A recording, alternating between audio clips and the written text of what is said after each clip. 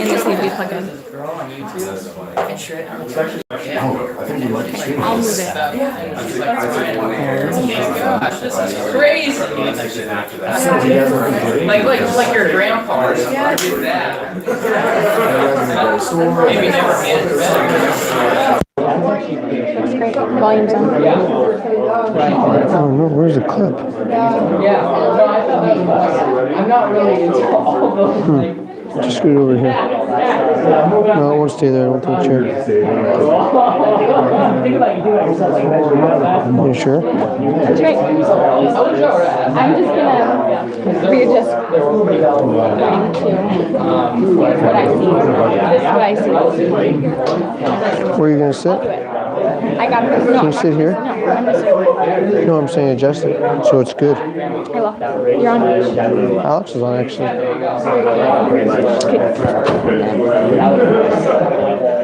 Okay, you're on. I think we're live, so the mic's on, so we're going to get started. Awesome, awesome. You're going to go, Alex? Thank you.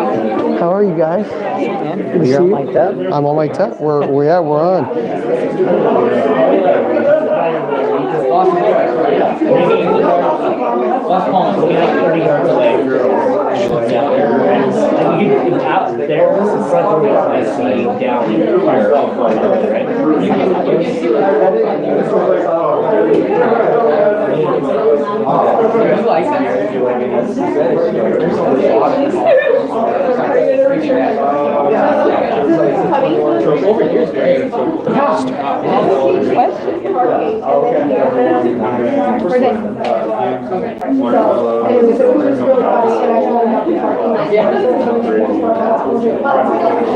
Hey, if you guys could take your seats, that would be great. Thank you. Well, welcome guys to our home. We're happy to have you here. Hope you found the place okay. Some have some issues, so hopefully you found it all right. But tonight you're going to hear from two people actually, a couple who's pretty amazing. They mean the world to Tracy and I. Clinton, at the age of 26, was able to retire his wife at 24. And, oh yeah.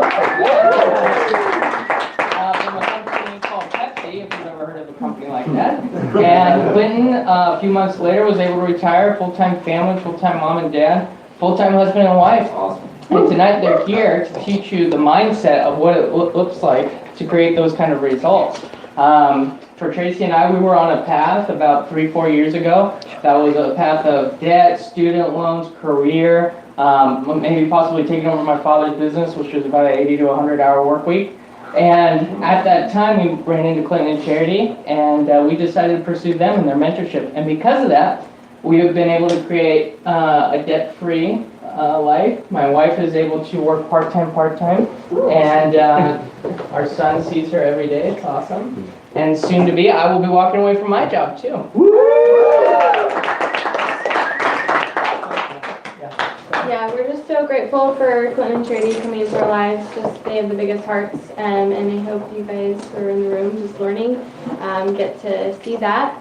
That's the biggest thing that's blessed us. Just the mentorship, the friendship, the relationships that we've been able to build with these guys, as well as many other things that we'll get to accomplish because of what they've been doing just for us. It's incredible. Right.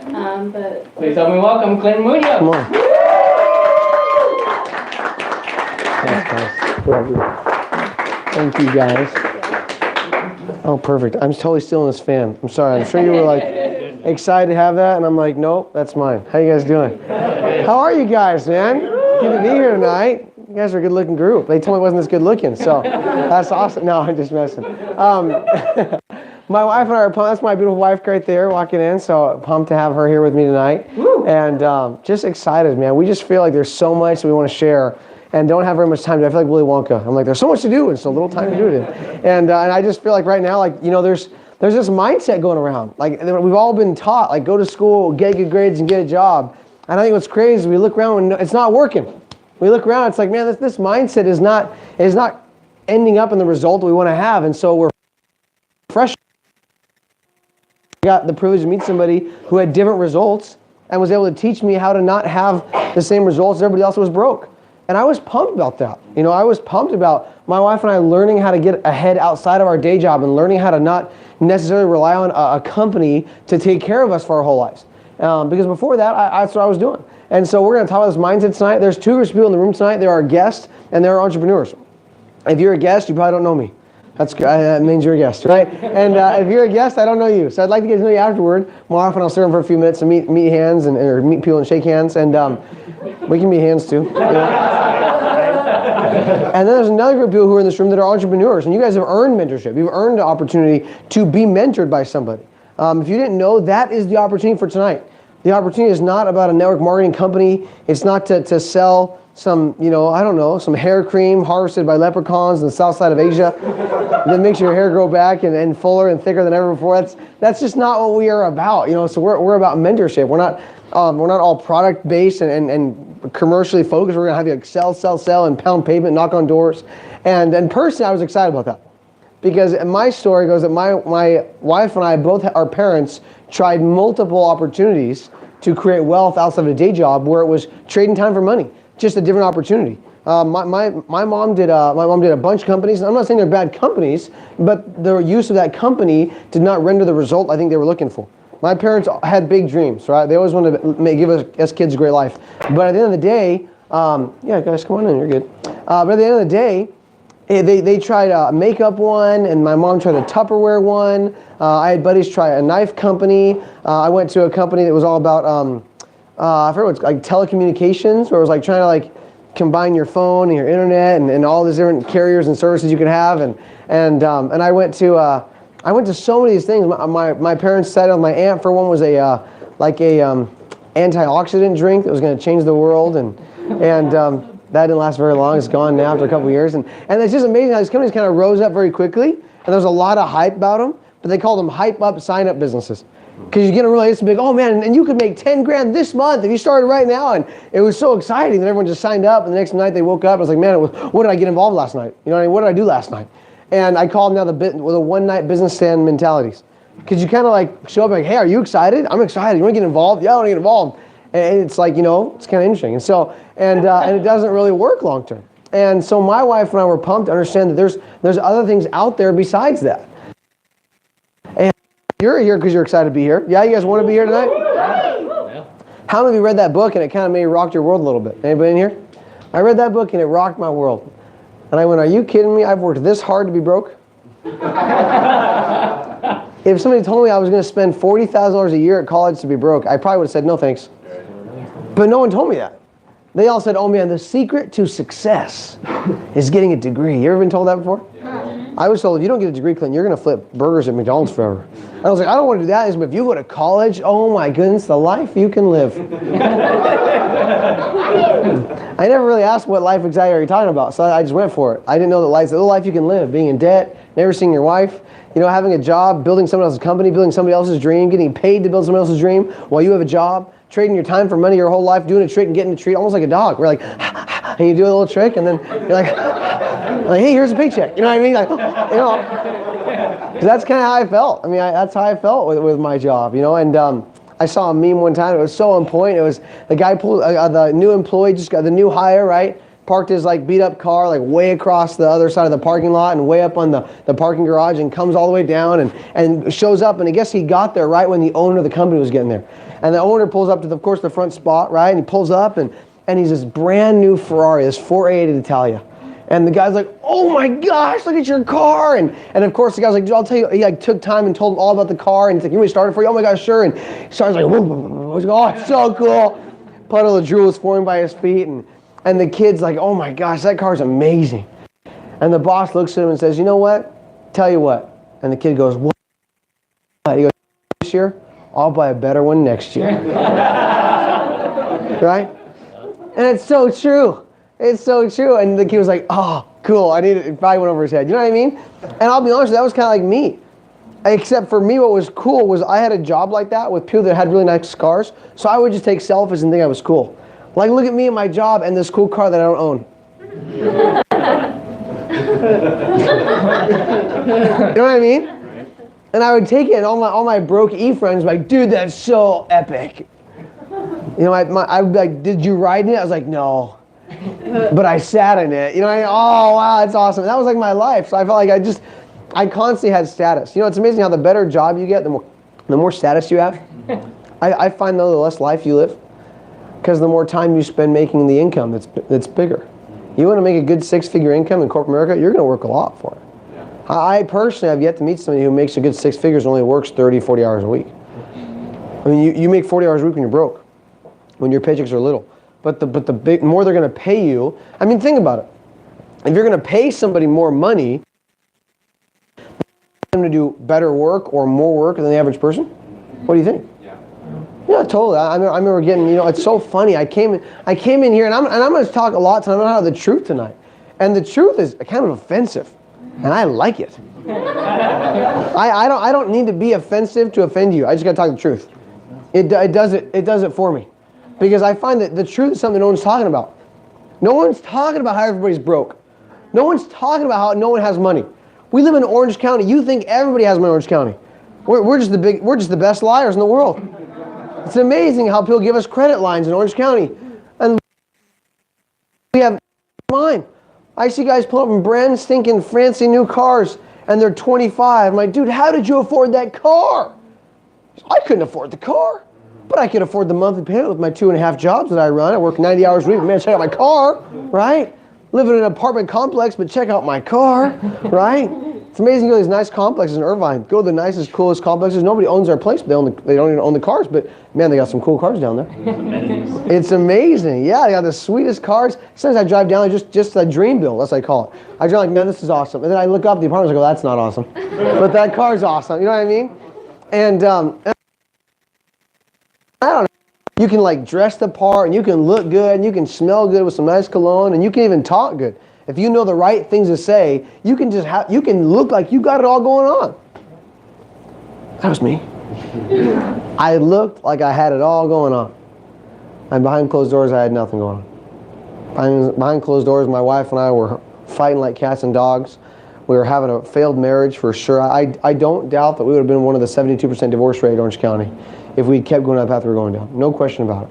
Because we were just heading that way. You know, you can only do something for so long and expect change, but do the same thing over and over again. And that's where we were at. We never really saw each other during the week. I worked a ton, and I'd get up really early and leave, and I'd come home late. And Saturdays was cool. Saturdays was our fun day, right? Oh, and this is awesome. We're having a lot of fun. But other than Saturdays, because Sunday, the pit form. You know the pit form? If you work Monday through Friday, it's the pit on Sunday. You know, because man, the pit on Sunday was like, oh my gosh, I have all this work to get back to on Monday. All the work that I never got done. My job was it was a big boy job, is what I call it. My first big boy job. And I'll be honest with you, I was excited about it. I mean, if you had met me in 2013, when I graduated college and got a job in finance and wealth management, working for a big company like Morgan Stanley, I was pumped, man. I was so excited. I worked so hard in college years. I took like 18 to 20 units every semester to graduate. But in a matter of a week, I went from working in a library, getting paid like $8, biggest night in Newport Bay, having access to Newport Bay Club and all these cool things, having clients of mine that pull up in Ferraris and Bugattis and Lamborghinis and all these cool cars, and me being like, oh my gosh, I just remember like, oh my gosh, my life's amazing. I remember my income going from like, I don't know what $8 an hour is, 20 hours a week, but maybe what, 20, maybe like $15,000 a year, to go into, they said, hey Clinton, here's like your contract, you're gonna make $45,000 a year. And I just pictured me on a yacht like, you know? Because when you don't really have a sense of how much things cost when you're in college. You live in a dorm or you share an apartment with 5 dudes, you know? We shared a 2-bedroom with like 5 dudes. So I was like, dude, 40 grand's gonna go so far. My rent's $300 a month. You know what I mean? It was awesome. And I was like, oh, and then I forgot that I ate like in the cafeteria. So I wasn't used to buying groceries. I'm like, oh my gosh, this is so great. I'm like, if I make like $2,000, $2,200 a month, my rent's $200, food's like what, $50 a month? I was like, I'm gonna have so much money left over. And then I met the hottest girl in the world. And I was like, oh, let's get married. And then you can't live in a dorm with 5 dudes and be married. It doesn't work. You know what I'm saying? And then my parents were like, oh, you're getting married? That's so awesome. We would love to cut you off, right? if you can get married, you can pay for all your bills. So I started paying for everything on my own, even my phone bill. I was like, my phone bill? Come on, Mom, help my brother out. She's like, my brother, you're my son. Get the heck out, And I remember just being like, man, I was like, oh man, and Terry and I did the numbers and we crunched them. And she was still in school when we got married. We got married at 22, and she just turned 22 when we got married. And so 22-year-old kids, man, I mean, 22 is like, man, it's crazy getting married at that age. And I had just graduated that May or June, and she was going to graduate in December, and we got married in August. And so she was still doing school. I had to convince her grandparents and parents to let me marry her. I said, she will finish school someday. No, I said, no, she will finish school. That was our commitment. You got to finish school and we'll get married. And so we got married and lived in Huntington Beach, lived in a little tiny place called Beach Breakers, I think it's called, or Huntington Breakers, right next to the Hyatt. And they were so small, man. Our whole place was the size of probably this whole living room. It was like 400 square feet for our place. And it was very efficient, though. You could use the bathroom and fry eggs at the same time. It was fantastic. And, but we didn't have a door to our room. We didn't have doors in our place. The walls were paper thin. I mean, gosh, we had no, this has like a private balcony. That's awesome. We had a communal balcony where every door led to the same balcony. And our balcony space was probably the size of me to that couch. And so that was our balcony space. And I put a chair there, and then my neighbor's right there, Our neighbors believed in every kind of drug you can imagine. That was their form of religion. And so, and they pursued that a lot. So it was great. We didn't have to buy weed. We just open our vents. And it was like, this is awesome. I'm just kidding. But we got a lot of secondhand smoke constantly, and we had to close our windows. And then they tell you they don't have AC, right? It's like, hey, we don't need AC because we have the breeze that's blocked by 3 or 4 buildings. But then we open our window, and all of a sudden you get everything else coming in the window. It was just like, wow, this is our life. And needless to say, we had cars that needed a lot of work on them. We were broke financially. And I still owed $40,000 of student loan debt. So, and we felt upside down real quick. Even with Charity getting a really good job at Pepsi, being outside sales, me being an up-and-coming financial advisor, it just felt like, wow, we feel like we're kind of stuck financially. And I don't know if you've ever been there before. If you've been there, you can relate. And part of my story was I just never wanted to be in that situation in my life.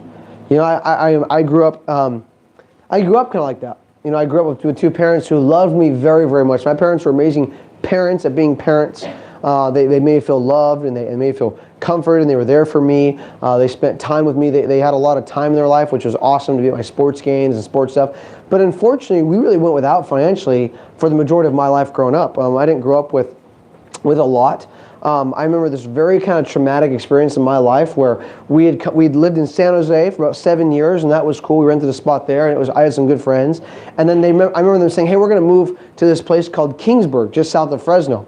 And I was like, Pittsburgh Pirates? I was like, no, it's Kingsburg. It's south of Fresno. It's not that cool. I'm like, oh, okay. And it's this little tiny, podunk town. Anybody heard of Fresno before? Anybody been up there before? I'm sorry if you've never been up there. But there's a little Swedish town called Kingsburg. You'll pass on the 99. And I remember showing up this place. I called it Hickville. And I was like, Hickville? What are we doing here?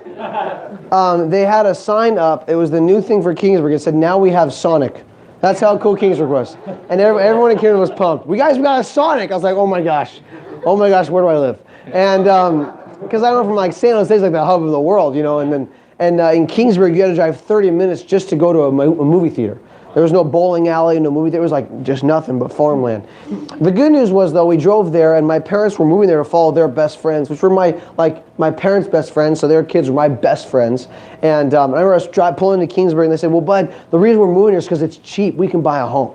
And I was 10 or 11. I was like, oh, really? Yeah, let's go see these model homes. And I remember going to these model homes. Have you ever been in a model home before? They're so cool if they're decked out. They got that stuff. And so we went in this model home. It was 2 stories. I think it was 4 or 5 bedrooms. And they were like, Clint, you're going to get your own room. And I was like, Kingsburg's awesome. I love this place. And I remember walking through the halls and going upstairs. And of course, in a model home, they have the rooms all ready to go.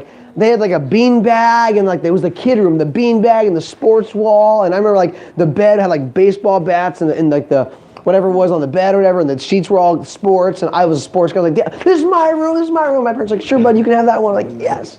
And I was pumped, man. Needless to say, our best friends were going to live in the house right next door. And so my parents had the blueprints drawn up, and they were going to build this home. We were going to move to Kingsburg, do this kind of stuff. It was awesome.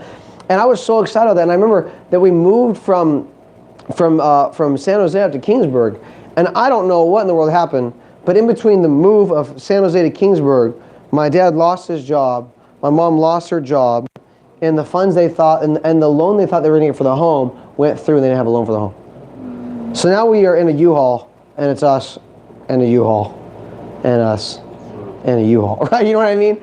And so we moved, and so the dream home that I had went to actually literally the smallest piece of property in Kingsburg. It was smaller than my wife's and our first apartment, put it that way. My brother and I slept on a futon, kind of in the living room. Not only did I have my own room, I shared a futon, you know. And then and it kind of folded up. It was a couch during the day and a futon at night. And we just had, that was my brother and my room, which wasn't even a room. It was like a den. And we didn't have like a closet, you know. We had a den. And my parents had a bedroom. We didn't have a kitchen. It was called a kitchenette. So it just had like just a portable like stove and a water heater. It was in the middle of our kitchen. And that was it. You know, we lived in the middle of a dental office. There was like a dental office on our right. Our backyard was a parking lot. And so I remember, and then my parents didn't have money because they lost everything. So went from that to getting like groceries dropped off at our doorstep a lot. And I remember Christmas, we couldn't buy anything for each other. We had Christmas that year they had no gifts. And someone from the church helped out, which was awesome. And they said, hey, what do your kids want for Christmas? And I don't know what my parents told them, but I ended up getting a Josh Groban CD. So it was for sure the worst Christmas of my life. Who gives a 10-year-old kid a Josh Groban CD? Like, at least give me a game console or a game for a console I don't own. At least that's cool. At least I can look at the game like, wow, I got the Halo game, but I don't have Xbox, but man, I got the Halo game. That's cool at least, you know what I mean? And I remember, like, I hate Christmas. You know, I was like the Grinch that year for sure. Like, I hate Christmas, you know. And that was for sure me. But it's like, I remember like that being an experience. Like, okay, I don't want to live like this. I don't want to give my kids like this. I want to be able to provide more financially like this. And so I think for me to get those experience of like wanting to, because I really thought, guys. I mean, I truly thought, like, I know we said it 1,000 times in the book, but I really thought, like, you go to school and you try to get good grades, and you go to college. And you try to get a degree that matters, and then you get a job, and that will equal success. Because the one thing my parents never had was good jobs. My dad, he did small business things for a while. He did an antifreeze business, and he cleaned carpets, and he did whatever he could. He was a hard worker. My mom was like a clerical person. She did a lot of like just, you know, like whatever that means, like administrative work, you know. And they never really had really, really good jobs, but they had okay jobs. So I thought what I'm going to do is I'm going to go above and beyond what my parents achieved, and I'm going to achieve a good job because that will equal success. So you can imagine, like, you know, as traumatic as it was going from, you know, San Jose to Kingsburg and having my expectations, like my own room, to going like, okay, you have a futon with your brother.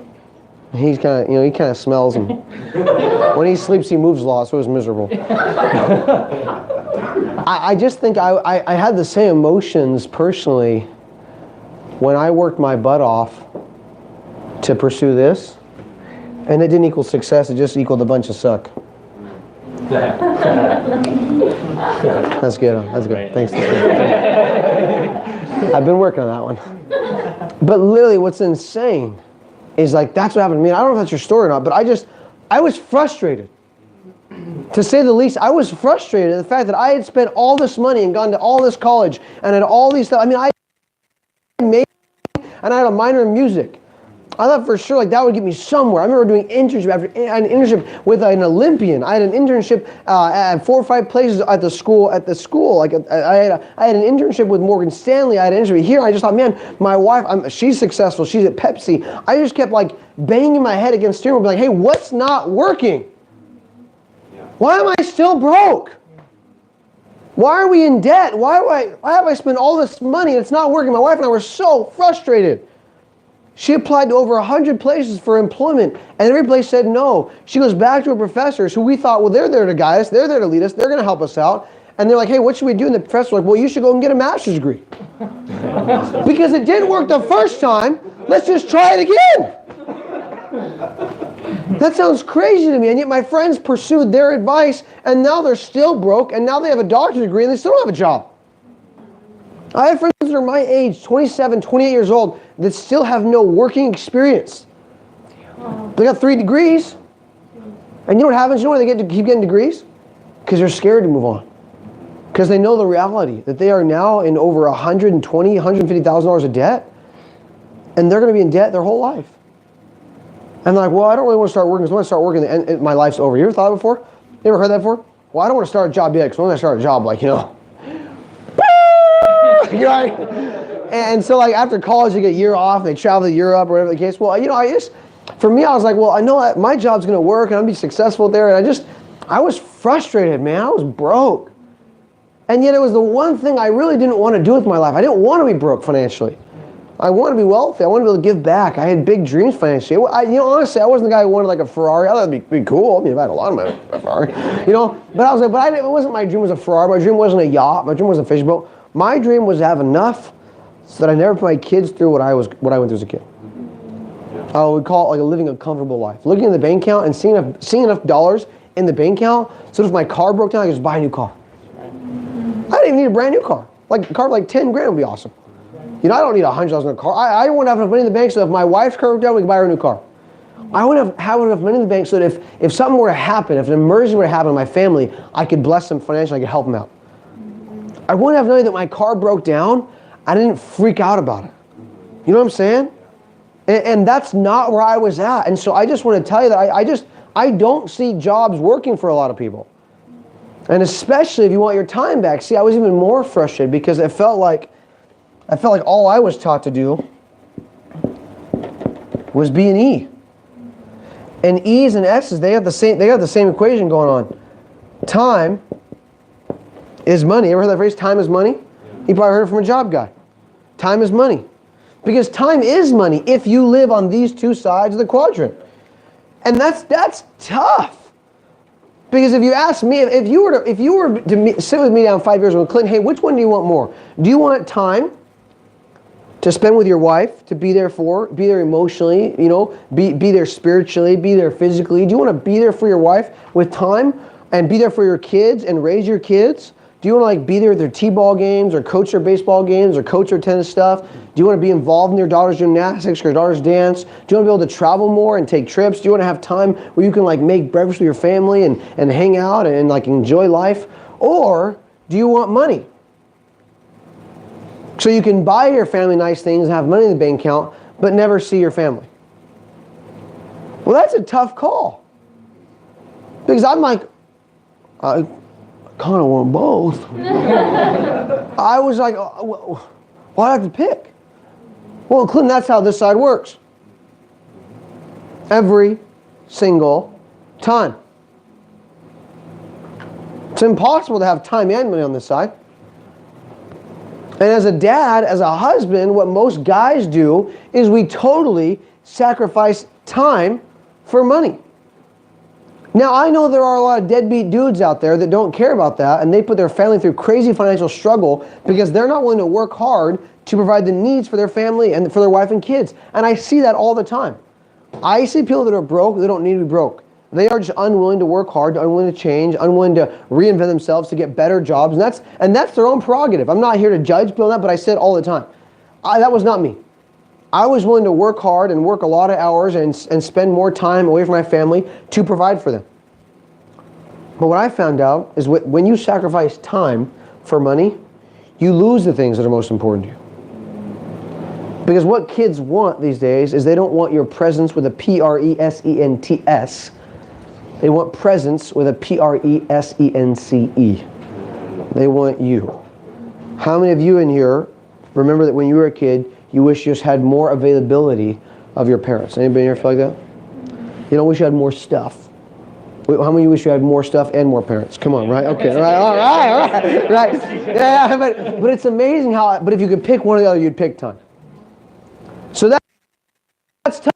I mean, I need to go work hard and give my life away to provide, but the one thing my kids need is not necessarily only a roof over their head. They need me, their dad, in their life. My wife doesn't just need me to go out and make an income. She needs me to invest into her. Not just invest in the stock market. Not invest my whole life into a career or into a profession.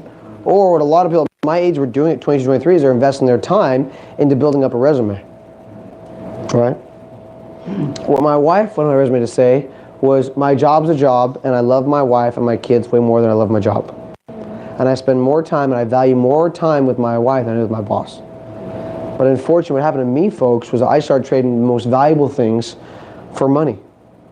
My time. It's amazing how if you had to pick, again, you'd pick time over money. Then why in the world were we taught to trade the greater for the lesser? That's a bad trade-off. You would never do that with Pokemon cards.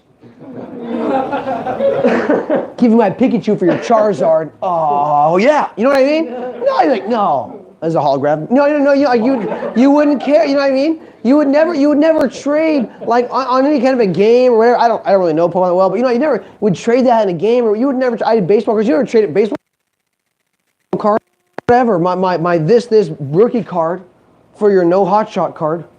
No, I'd never do that. You know what I mean? But yet we are taught from day one to trade time for money, and y'all did it. Every single one of you in here does it. If you did not trade time for money, you wouldn't be here tonight. You'd be on some yacht hanging out, and I'd be calling you for advice. But you're here because you were taught one way to make money. And I don't really care whether you make $50,000 a year or $500,000 a year. When you trade time for money, you lose. So I was on the route to going down a path of trading a lot of time for $500,000 a year. Everybody at Morgan Stanley was successful, made $500,000 a year, and I was on that path. I knew I was going to be successful there. But you know what the worst part was? They were unsuccessful every other area of life. They were the highest divorce rates around. Their kids didn't respect them. They didn't know their kid. Yeah, sure, they owned properties, but they had no self-image. They had no character. There wasn't a whole lot of integrity in that industry. They had no legacy. Oh, they had a legacy. No. Their financial legacy was cool, but the legacy that really mattered wasn't even there. The legacy of instilling values in your kids, of giving your kids a strong identity, a strong sense of purpose, a strong sense of passion. They had no passion. You can't be passionate about trading stocks in the stock market. There's no way. You just sound cool and you like that. It's all about ego. It's all about ego. Oh, this company. Yeah, I know. Tell me about who you really are as a person. And those of you in finance, you know that. It's all a bunch of just, egotistical conversations that are all about status and ego. You know, and that's all it's about, man. And that was my life, and my wife saw that in me. And very quickly, I started giving my boss my best, and giving my wife the rest. That's where I was at. And I was spending all my effort every single day making it happen for a company that I didn't even own. And at least the S's own their own company, you know. At least these guys come down here. The problem is they trade more time for more money. That's all they do. They make more money, but they just trade more time for it. It's like we talked about. These guys work about 80 to 100 hours a week. I respect their willingness to work hard. I really do. If you're a small business, I respect you. I think that's awesome. You were not willing to build someone else's dream. You wanted to build your dream.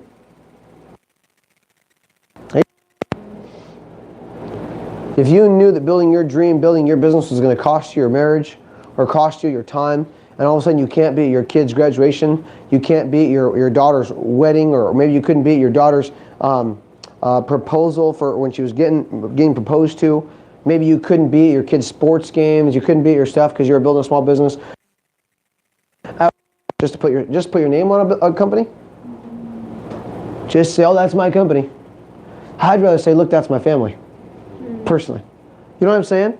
And so I'm going to share this because that's my story. Now, my story may not be your story, but it's kind of nuts to me how I came to this room 5 years ago, and I'm just telling you my story. I was skeptical. The broke guy. The guy whose marriage is failing. Walks in and is like, I don't know what's going on here. You know what I mean? I just wish someone was like, hey, question for you back there, and the dude who's like really frustrated. Oh, me? Yeah, because that was me. My legs are crossed, and my arms are crossed, my eyes are crossed. And I'm sitting there trying to find everything wrong with this guy's talk. Kind of the same talk I'm giving tonight. Because it was his story. And I wish he went, hey, guy in the back with you, like, you got a whole mess of things going on. I'm like, what? You know what I mean? I wish he was like, hey, I'm just curious, like, what merit do you have to be skeptical? Like, what results do you have that I should know about that makes you so skeptical of something else outside of what you're doing? I'm glad I probably just got up and walked out. I was so angry already. You know what I mean? Thank God for my wife. I'm so grateful that my wife was like, he's a loser. We're going to win, though. We're awesome. She didn't think I was a loser. But she knew that she was willing to say we were losing. You know what I'm saying? She's like, don't mind him. He'll come around. She had faith in me. He'll come around. But this is awesome. Keep going, right? You know, that's how my wife was. She was taking notes furiously, right? And I was sitting there taking notes on everything wrong with the opportunity. It's crazy. I came in this room, and I was so scared of being brainwashed. I remember we met a couple named Ari and Paige who have now radically changed our entire trajectory for our whole life. I never thought ever in my life I would have the opportunity to be a full-time when I was born. That's insane. That's awesome. I am grateful to Ari and Paige because that is a door, folks, that I could not have opened for myself. You can't teach yourself. Maybe you can, but man, that's a very, very small percentage of people that teach themselves how to create success in life. Two things most people need to create success, as far as in this realm, is they need mentorship and they need a different mindset. If you want to go from the E and the S to the B quadrant, which then can lead into the I, but you got to start here first, you need two things. You need a mentor in your life, and you need a different mindset. A guy named Kevin gave the talk my first night, and it was almost as if I walked in. It was like, "Hey man, like I'm here, but I'm scared of being brainwashed." And he was like, "Oh, you already are." I was like, "I've been here for 5 seconds. You guys are good, man. How'd that happen?" You know what I mean? And he's like, "No, I didn't brainwash you." I go, "Oh, okay, that's good to know." He's like, "No, you've already been brainwashed." He goes, "Clinton, who in their right mind trades their whole life for a paycheck? Who in their right mind signs up for what you signed up for? Can you imagine having what's it called where you're a new person on campus for college? Like a new student orientation? And they're like, all right guys, welcome to Vanguard. That's the college I went to. Welcome to Vanguard, so glad you guys are here. So here's the deal. I just want to make sure we're very clear with all you new students on what we're getting into here. So basically what you guys are trying to do is you're going to spend $40,000 a year. That's going to equal this college degree." And they'd go like, "Okay," you know what I mean? "And that's going to cost you $160,000. Now I know most of you have no money, so you're going to owe us back to us for a long time. And basically you're going to get in debt, and then you're going to go to this thing called the job. And what you're going to do is you're going to spend 50 hours a week, including your drive time because the 405 sucks. You're going to get 2 weeks off a year if you have a good job, and you're going to work 50 weeks a year. And if you want to retire, you're going to work 50 years of your life because the average age of retirement is 72 years old. If you're lucky, you'll get out of here in 4 years, which most of you will take 8,000 years to graduate, which means more money in our pocket because your scholarships are done after 4 years. And then you're going to graduate at 22 if you're lucky, and then you'll work for 50 years of your life. So I just want to make sure, class, that you know you're signing up for the 50-50-50 plan. By the time that professor would have turned around, it would have been empty. I would have been like, "Deuces, let's go, peeps." You know what I'm saying? And whether no one followed me, I would have walked out very fast on my own. Because there's no way in your right mind you're like, "That was amazing, professor." You know what I mean? There's no way you heard that and you're like, "Sign me up." So what in the world happened to you? Where'd you get duped? At what point did somebody say, "Well, hey, make sure you go to college"? Because in my opinion, it was bred into you from day one. Guys, I believe every single one of you was created to win in life. I believe you're winners. I believe you have totally things inside of you that make greatness inside of you. You're all great people. And whether you believe it or not, it doesn't matter. I believe it about you. I believe you have greatness inside of you. But even though that you were built for greatness and made to do great things, you were conditioned to fail. Because you were put in an environment that does not bring out your gifts. For the first time in history, we're now realizing maybe every student doesn't learn the same way. For the first time ever. Instead of doing just SAT testing and all this kind of stuff and plugging them all into, gosh, who knew we were all different? Right? I mean, it's amazing the labels that they put on kids these days. Oh man, you have ADHD, DD? Here, take some pills for that. Why don't you just not take pills, learn to swim, and you're the next Michael Phelps? You know what I'm saying? People with things like that, man, they're gifts sometimes. If you know how to work it right. Or what they do is they label kids, they give them medication, they try to medicate them. Why? So they can feel like everybody else? Herd them like cattle? In and out of a classroom? Age of 5 until you're 18, 13 years there. Pay for 4 more years or 5 more years or 6 because you get a master's. 19 years of schooling. 20 years of you going in and out of a classroom telling you, get good grades, don't fail, F's are bad. You know that failure is the best way you learn? You learn nothing on the mountaintops. You learn everything in the valleys. You learn everything from hardship. You learn everything in the struggle. You learn nothing when you're coasting. You know what floats? Dead fish.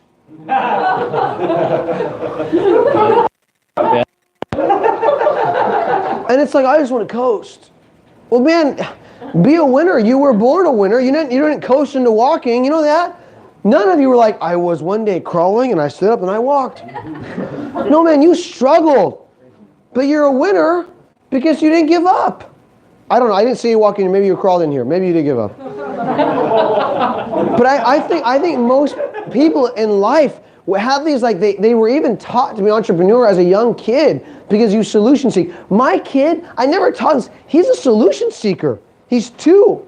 When he wants something, he knows how to get it.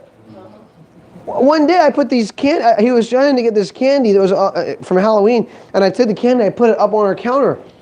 And I knew he couldn't reach it, but what he thought was, hey, wait a second. I brush my teeth upstairs with that thing that I used to stand on that elevates my height.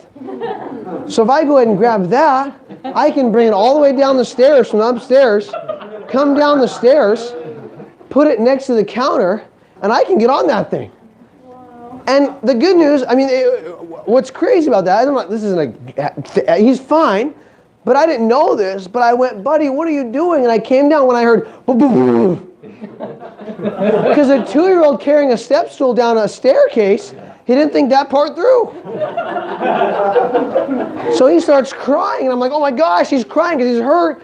And he wasn't hurt, he just was crying because I was preventing him from winning. I finally put him back down, he's like, oh. He grabbed his stool and went back to the counter and came up, and he had all the candy. Now I'm going to give him the candy. He's awesome. Like, you deserve this candy. Babe, I'm leaving. Get a bunch of candy, you know. But it's like, I don't know. It's amazing how when you're a kid, you solution seek stuff, man.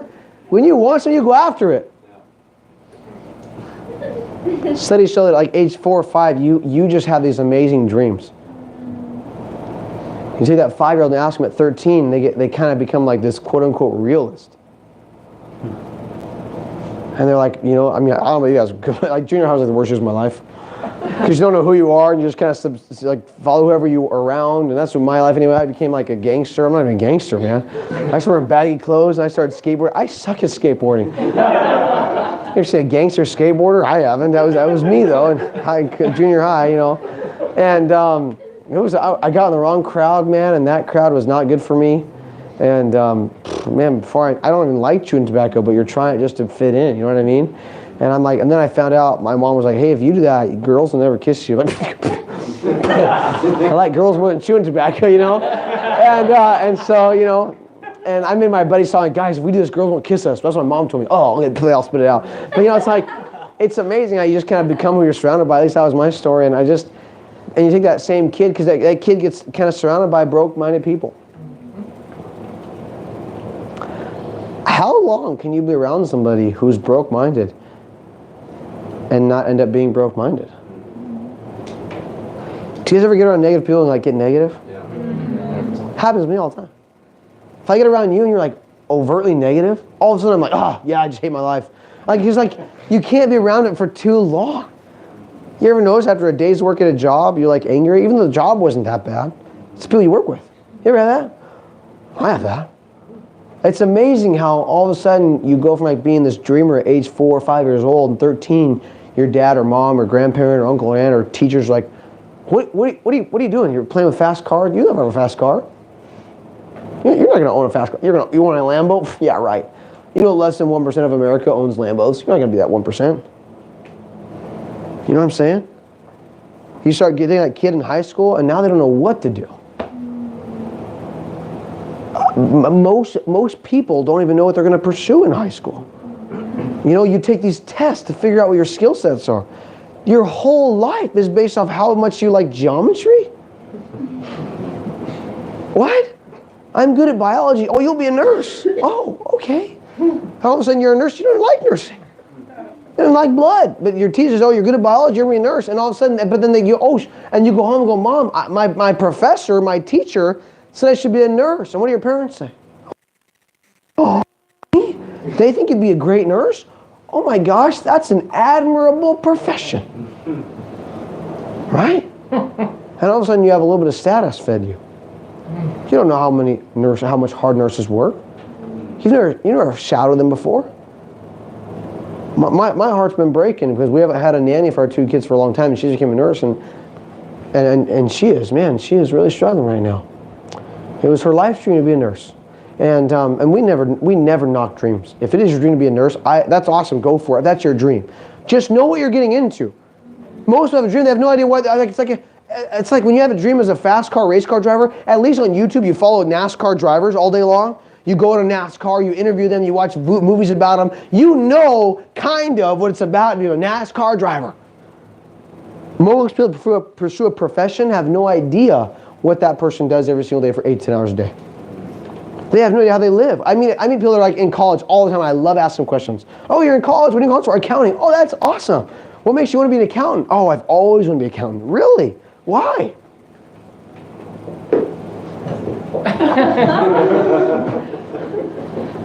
What? Well, why you want to be? What is it about? Have you like met accountants, and they like live a life that you want to epitomize? What is it about an accountant's life that just has you so enthralled in that profession? I like numbers, and I'm good at math. Literally, that's what accountant students tell me. Well, I like math. Oh, okay. You like math. So you're going to sign up for an 80 to 100 hour work week, becoming an accountant, selling your soul to a company like KPMG or one of the big 4, working countless hours, working through the holidays, literally grinding it out because you like math? Oh my God.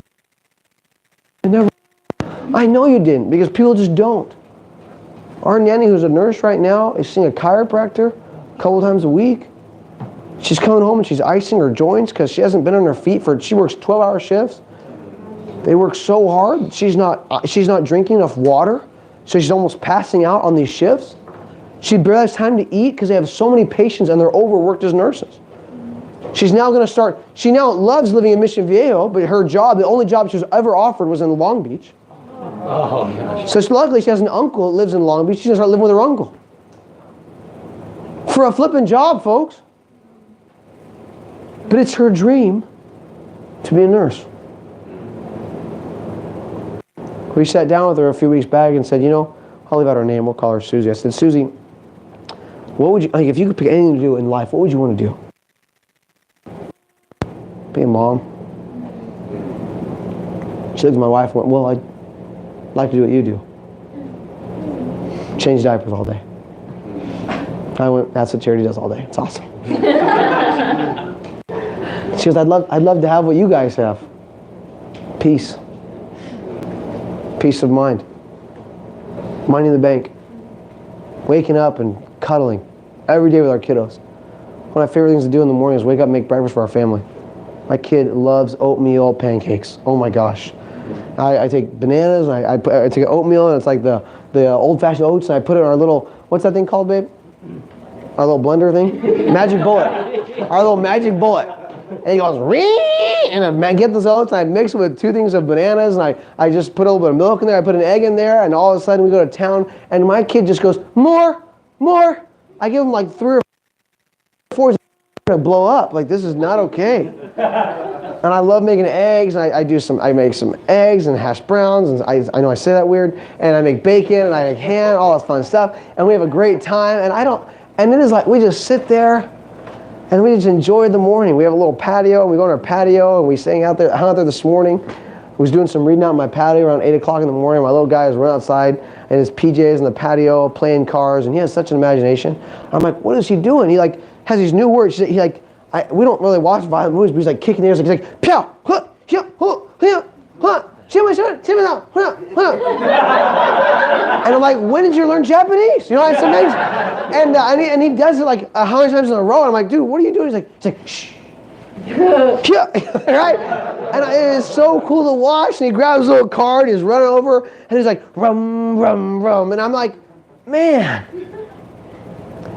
if I had a job, I wouldn't be there for that. My boss had me starting work at 6:30 in the morning. I wasn't getting home till 7 o'clock at night. Most of my coworkers were watching their kids on a webcam the daycare had and said, hey parents, if you're a parent at this daycare, we give you access to our webcam. And we have 2 of them. So at all times you can see what your kid's doing and you can still be involved in your kid's development. And I had a coworker pull me aside and say, hey, come here, look at this. I said, what? Look, my kid learned to walk today. Watch. Let me zoom in. Are you sure it's your kid? It's kind of fuzzy. Yeah, it's my kid. Okay. Look, watch. Oh, that's the first time he took 3 steps. Sit in the office. Goes, guys, he took 3 steps. Everybody went, oh, that's awesome, John. So cool, Pam. And I went back to my desk and I went, that's stupid. I never want to watch my kid develop from a webcam.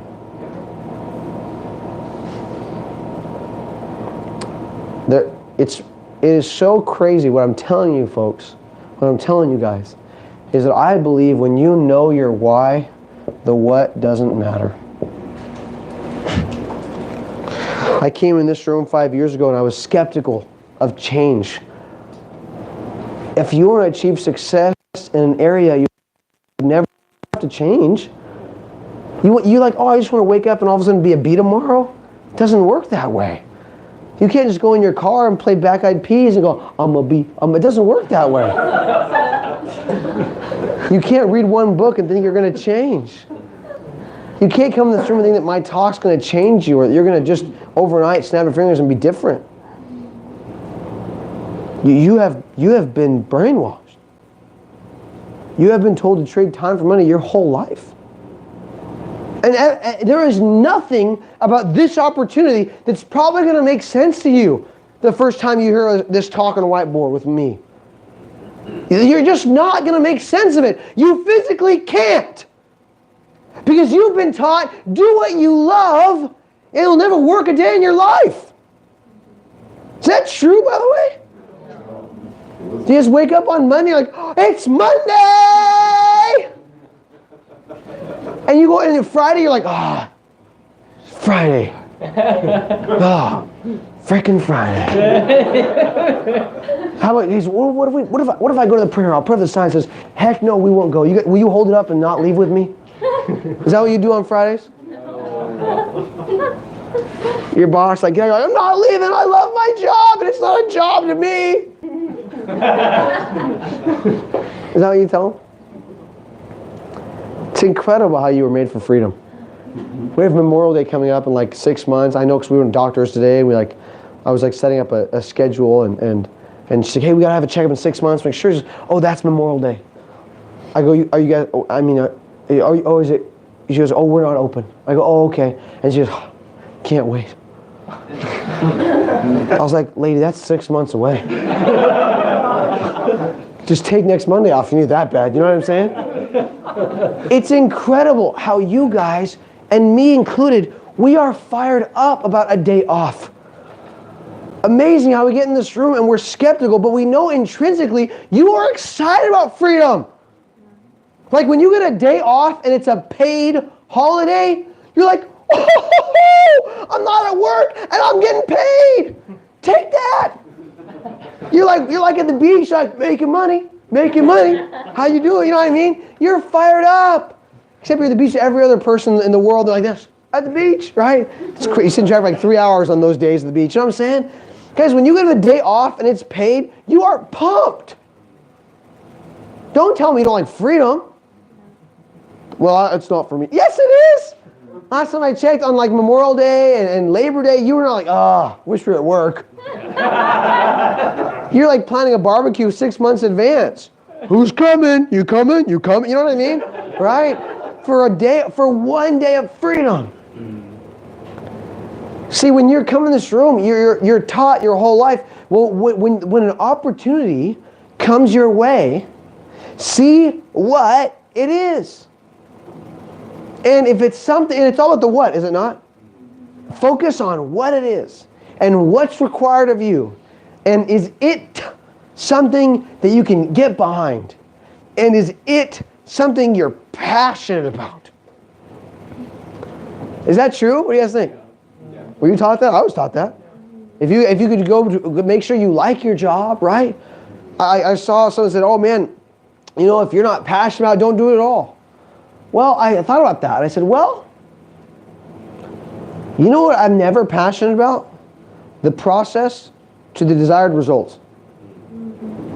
I'm hardly ever passionate about a process.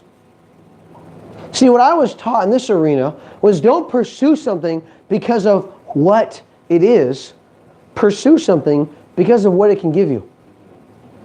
See, I guess all those things I said, passion, and if you like it, if it's for you, and if you're good at it, and if it's something that lines up with maybe what your degree is in, or if it's something all those things, that all makes sense, I guess, if you're going to do it for this long. But what if I were to say there's a 5-year plan, a 2 to 5 year plan, of never needing a job ever again in your whole life? In 2 to 5 years, making enough income where you don't have to have a job. Making enough income while you sleep so you can keep sleeping. Making enough income so you don't have to have an alarm clock in your life. Making enough income so you can, I call it 6 Saturdays and a Sunday. I don't touch God's day, it's my own personal thing. You can have 7 Saturdays if you want, but I have 6 Saturdays and a Sunday. Why? Because they all feel the same. Today kind of felt like Monday. Oh, no, it's okay. Monday was awesome. Monday kind of felt like Friday. Friday felt like Saturday. Saturday felt like Tuesday. Tuesdays are Wednesdays. Wednesdays are Thursdays. Thursdays are Mondays. It's all the same. Why? Because I get to wake up and plan my day, but like I get to do what I want to do. When somebody said, hey, Clinton, what if I showed you a vehicle you're not passionate about? I'll be honest, I had like this moment like, I don't know. I thought I should only do what I'm passionate about. And they said, well, are you the question is, that's true. But are you passionate about the process or passionate about the results? Because I can get behind financial independence. I don't know you, but I am passionate about doing what I want to do when I want to do it, with who I want to do it with. I can get behind that. And do something you're good at. You know what I'm good at? Hanging out. I am really good at fishing and sleeping. I am really good at sleeping. I'm really good at breakfast. I'm really good at hanging out with my wife. I'm really good at making her laugh. I'm really good at making my kids laugh. I'm really, really, really good at that. So can I do that every single day? Well, you should do something that you're talented at. Well, I told you that. What if something you're passionate about? You know what I'm the most passionate about in life? My values. That's what I'm passionate. I'm passionate way more about my values than I am about a job. Way more passionate about my marriage than I'm about making money. Way more passionate about my being a great father, being a great dad, than I am about being a good employee. Way more passionate about being a giver financially than I am about, being broke. It's amazing how Ari said, well, if those all things are the end result, not the process, would you go through a process you don't want to go through if it meant getting there? See that right there, folks, I just gave you a gold nugget. If you're thinking I haven't dove into the details yet, you're missing it, by the way. These are the details. What I'm telling you is that the process is never liked if the result is liked. But normally the process is endured to get to a place that people would want to be at, to a desired result. And if you are an entrepreneur, truly, if you're an entrepreneur and you know you want to get to this side of the 2 quadrants, you, my friends, are way more focused on the result than you are on the process. And if you are more focused on the process than the result, no offense, but you are totally through and through an E. But my wife and I were more focused on the life we wanted to live than what we did to make a living. And personally, there was no living in that. It's like, oh, I'm over here to make a living. Well, Clinton, where's the living? Right? Because I wasn't living a whole lot while I was making a living. It's amazing how this is a mindset of an entrepreneur. If I told you, hey, you could own a Starbucks, and it's going to be a couple years of really hard work, we're going to have to lay the flooring and build the chairs ourselves with our hands and put in the lighting and learn electrical, and we got to build the espresso machines, we got to go to places around the world and form partnerships and build clientele. But I know you could do it. I own 10 successfully, and I can teach you how to own a Starbucks, and you're going to make 10 to 20 grand a month owning this Starbucks in the next 3 to 5 years. If you said back to me, well, I just don't like coffee, so I can't pursue that. I'm not passionate about espresso beans. I would say, no worries. I'm going to be hiring in about 3 years or about 12 months for employees. I'll hit you up. Oh, okay, that sounds great. Because I'm passionate working with people. You're going to be a great employee. Right? Does that make sense to you guys? The entrepreneur does not care about the process. The entrepreneur cares about the results. The job person cares about the process. The employee always cares more about the process than they do about the results. That is how you have a barista doing latte art, saying, I love my job.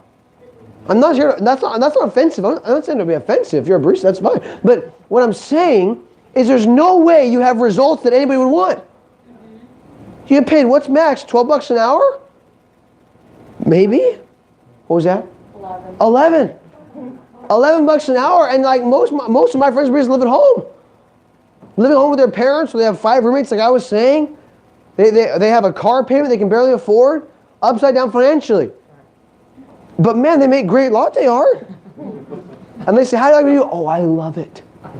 I love my job. And I'm like, that is awesome, because I want to go there and I want somebody working at Starbucks when I go there. I'd be mad if I went there and no one worked there. I'm like, hey guys, hello, where are you? Sign says we all became bees. You know what I mean? But no, I know that there will always be employees. Sure. Statistically, in America, 98% of people are here. And only 2% are in the B and the I quadrant. I believe we're changing that. Because what I personally believe is that through this business and this opportunity, we are educating more E's and S's on why they're here. How many of you, before this room, before this opportunity, didn't even know that you could live in a different quadrant? Anybody here tonight? That's right, that's awesome. So a lot of us go, well, that's awesome, because that's proof of what I was saying. That this business is allowing somebody to understand they don't have to live here forever. They can change quadrants, they can become the 2%. Through a change in mindset and a change in having a mentor in their life. Mentorship, folks, changes everything. A mindset's great, and you can read a lot of great books, but when you don't have application, you're kind of stuck. When you're just kind of shooting in the dark, I was told, imagine a bow and arrow, like, hey, what are you shooting at? Nothing. Got it. Right? Because in reality, that's how it is. And that's kind of how the world is. It's amazing to me how most people in here are results-oriented in life about everything but life. When you went through college, you didn't like doing papers and tests. Why'd you do them? Because I had to get a degree. Yeah, I knew you were results-oriented. When you're holding the hand of the gal next to you or the guy next to you, it's amazing how you didn't care what the process was to getting that person to marry you or to date you. You're all about it. My wife played hard to get sometimes. I had to really work for that. I didn't care if I had to find a way to swim to Hawaii to win her over, I would have done it. I would have swum with the sharks. I would have had a spear gun with me, but I would have done it to win her over. If Charity was at the bottom of a hill And they said the only way to get on this hill is to roll.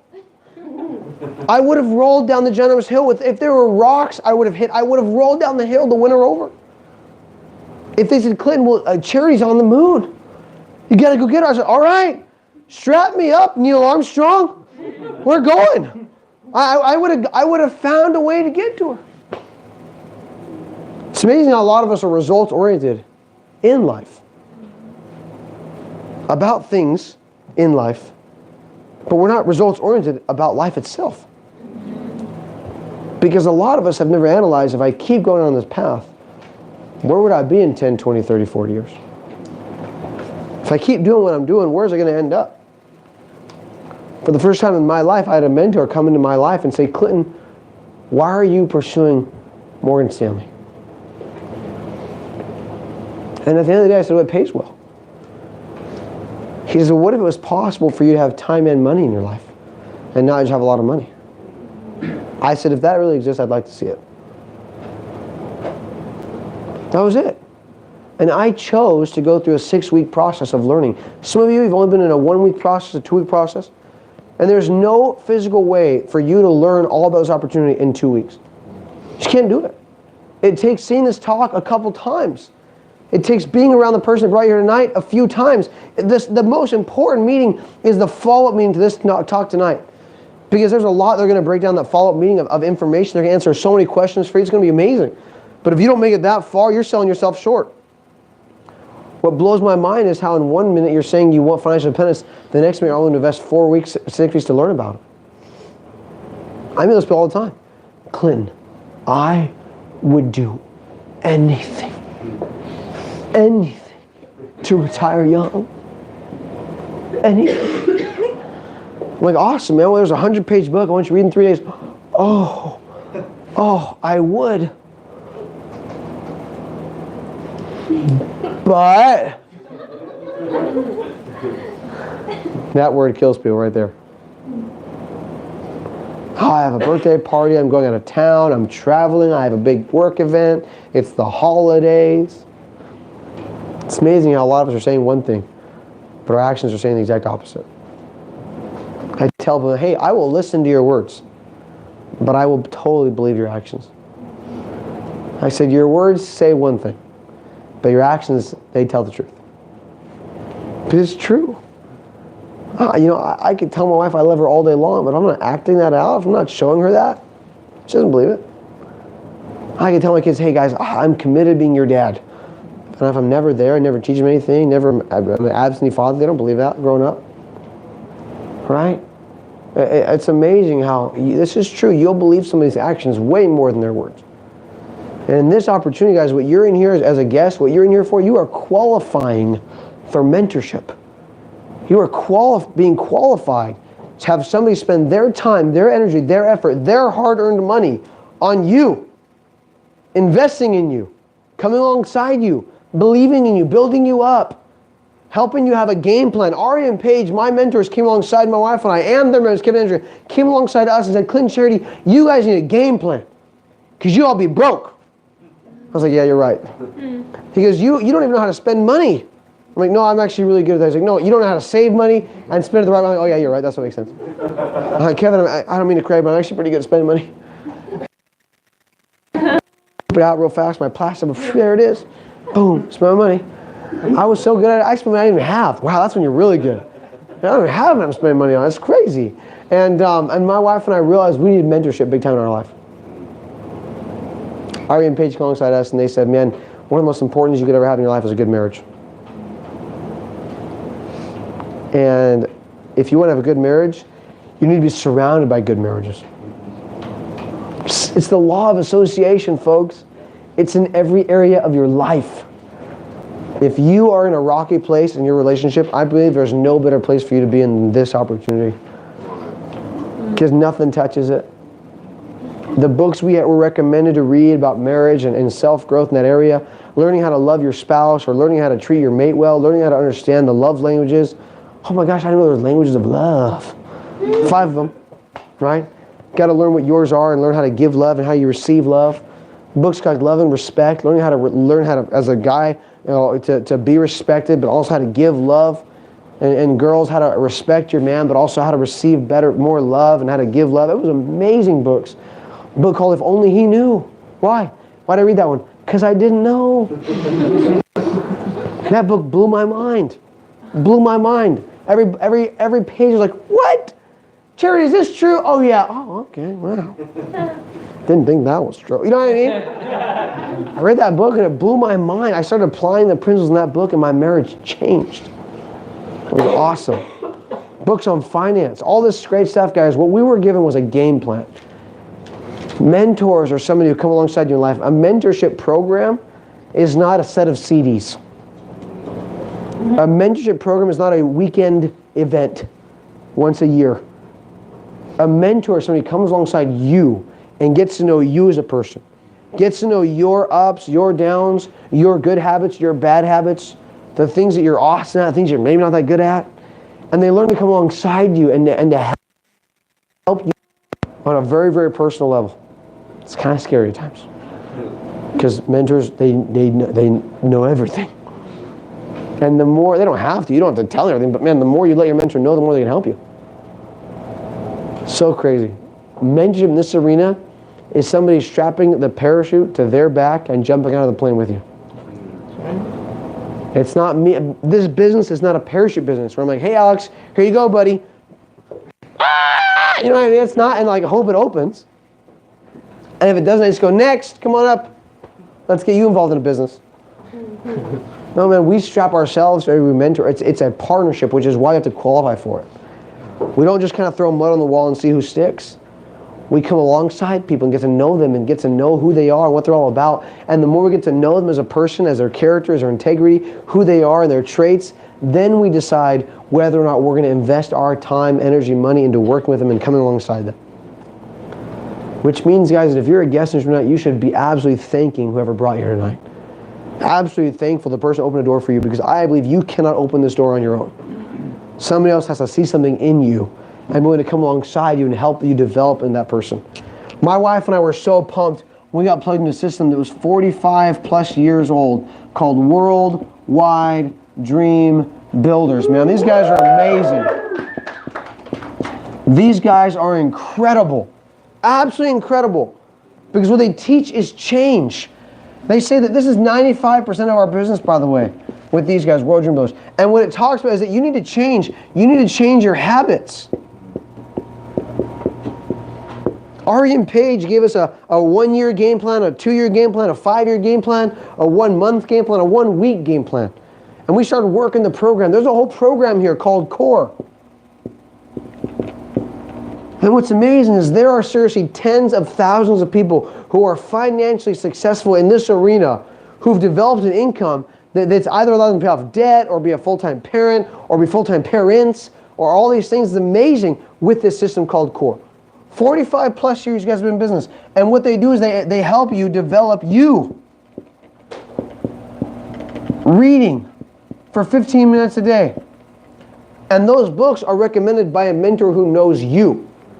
Not just you going on Amazon going top books. No, this is a mentor who knows you and recommends books based off what you need. Audios every single day, listening to a almost like a TED Talk, if you will, of somebody who's successful in the B quadrant. That's pretty powerful. Learning what they did and how they got there. Learning how they changed. Learning how they developed. Learning their story. Maybe the grit they had to go through. Whatever it was, the struggle, all that stuff. Powerful. Now I turned my car into a classroom. It's amazing how that happens. Reading, audio, a thing called Communicate, which is a voicemail app. Every single day I'm pretty much on the phone with my mentor. Every single day I'm reaching out and we're talking back and forth. And I'm asking questions, gaining insight, learning how to mature my mind. Learning how to overcome and become. Events. We have 1 event a month and 4 events a year. 4 humongous events a year with thousands of people at them. The next one is in January. I believe it's on the 20th?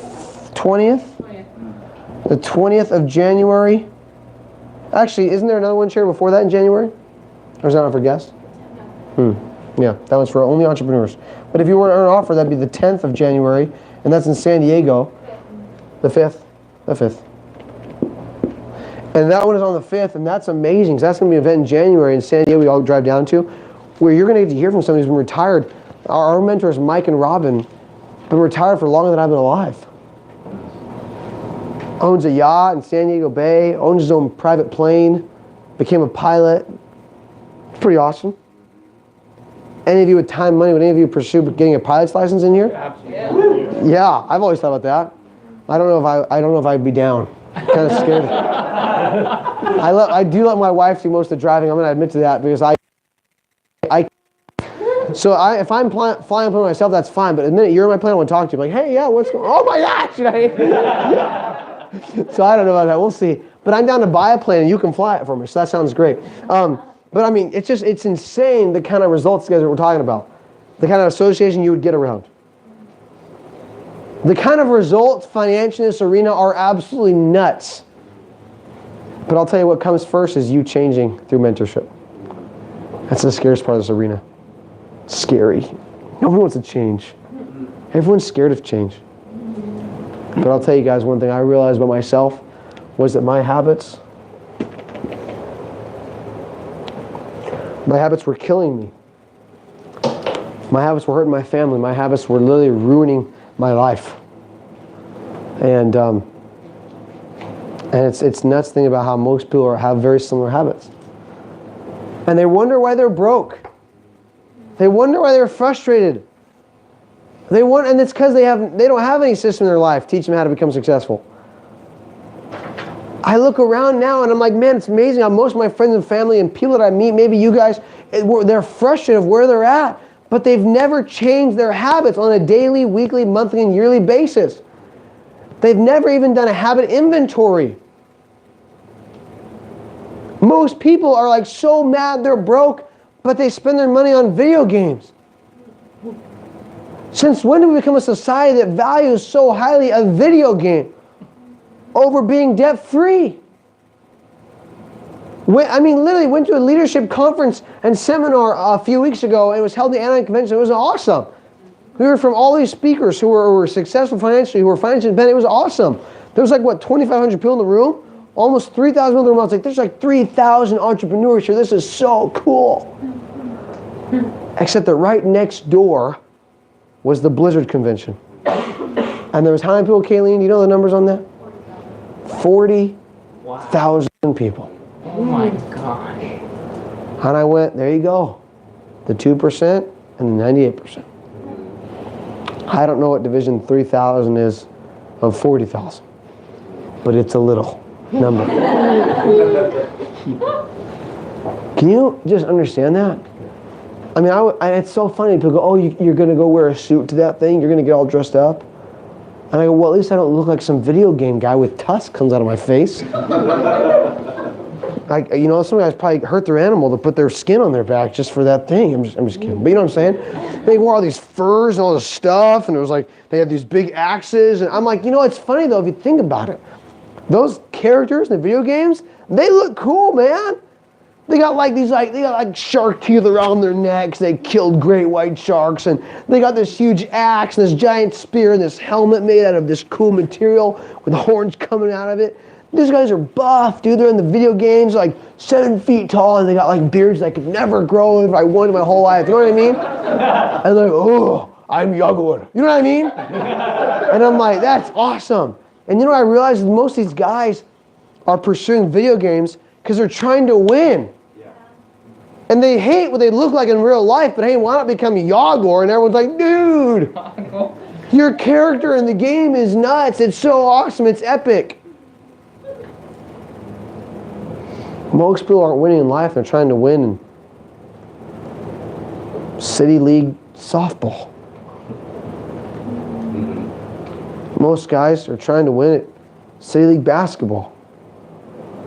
I like basketball. I like playing basketball. But when I'm choosing to use my spare time after work to win in a basketball game because I'm not winning in life, there's a problem.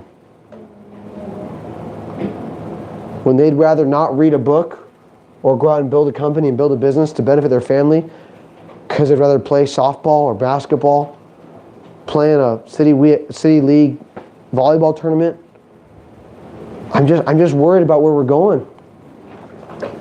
I'm worried that most guys are playing Pokemon and they're not willing to change and read literature on how to create success.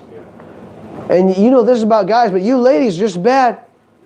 Because you ladies could learn to put your broom away, learn how to treat your man with respect, learn how to read some books on how to build people up, learn how to have a self-image and be a person of character. And instead, ladies these days are drowning themselves in social media, full of crap. All it's about is making sure you look cool to the rest of the world. Guys and gals, I'd rather you actually be cool than look cool. And not worry about the right angle. You ever laugh when you see a gal like taking like 30 shots and like, oh my gosh. Or sorry, like, and I'm like, wow, that they're doing that. This is real life right now. And it just blows my mind. I get it. It's an addiction. One of my members calls them the drugs. Whether it's Twitter or Facebook or Instagram or Pinterest, or it's video games, or it's alcohol, or it's drugs, or it's pornography, or it's just like sports teams and basketball and softball. Maybe it's whatever. I mean, there are so many different addictions out there. And it's eating us alive as a society.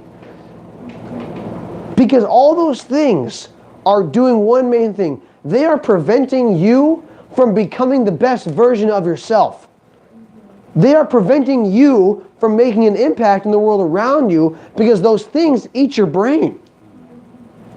Those things make you believe you can never really be somebody because in reality you've never been somebody. But that is totally bogus. And I am so fired up that my wife and I get to talk about those things in this kind of an arena.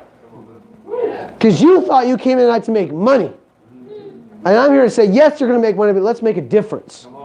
There's a lot of ways to make an income, but I want to make an impact. And people go, man, Clinton, what do you think you're doing? You're changing the world? No, I am not wasting my time staying here tonight telling you a bunch of stuff and just blowing air. I know for a fact we are changing the world. And I'm not going to wait for politicians and everybody else to change the world from the top down. My wife and I are choosing to build a business and run with winners that want to change the world from the ground up. I never want to be a politician. I'd rather be a person behind the scenes, underground, changing lives, impacting people, and empowering people to believe in themselves more. Because I know that when you believe in yourself more, you can then give that gift away. It's called paying it forward. Because when you believe in yourself, I believe that people are attracted to that. And they go, man, I want to believe in myself more like you believe in yourself more. How'd you get there? And you can say, let me open a door maybe for you to get mentored and coached by people who've helped me change my life. 95% of our business is just that, folks. I'm going to get into how you make money. It's going to be awesome. Amazing impact player, and she gets a run with me, and we're running life together, and I am so blessed by her. I don't know how she's put up with me for 5 years. I seriously do not know how she's done that. I am absolutely amazed at that. I love her to death, and I will love her until I die. We said we'll never divorce. She might kill me, but we'll never divorce. And if I was her, I might have already attempted to kill me. But I'm very grateful for you, Charity. I love you very much. And I'm proud to share it with you. Welcome my beautiful wife, Charity Munoz.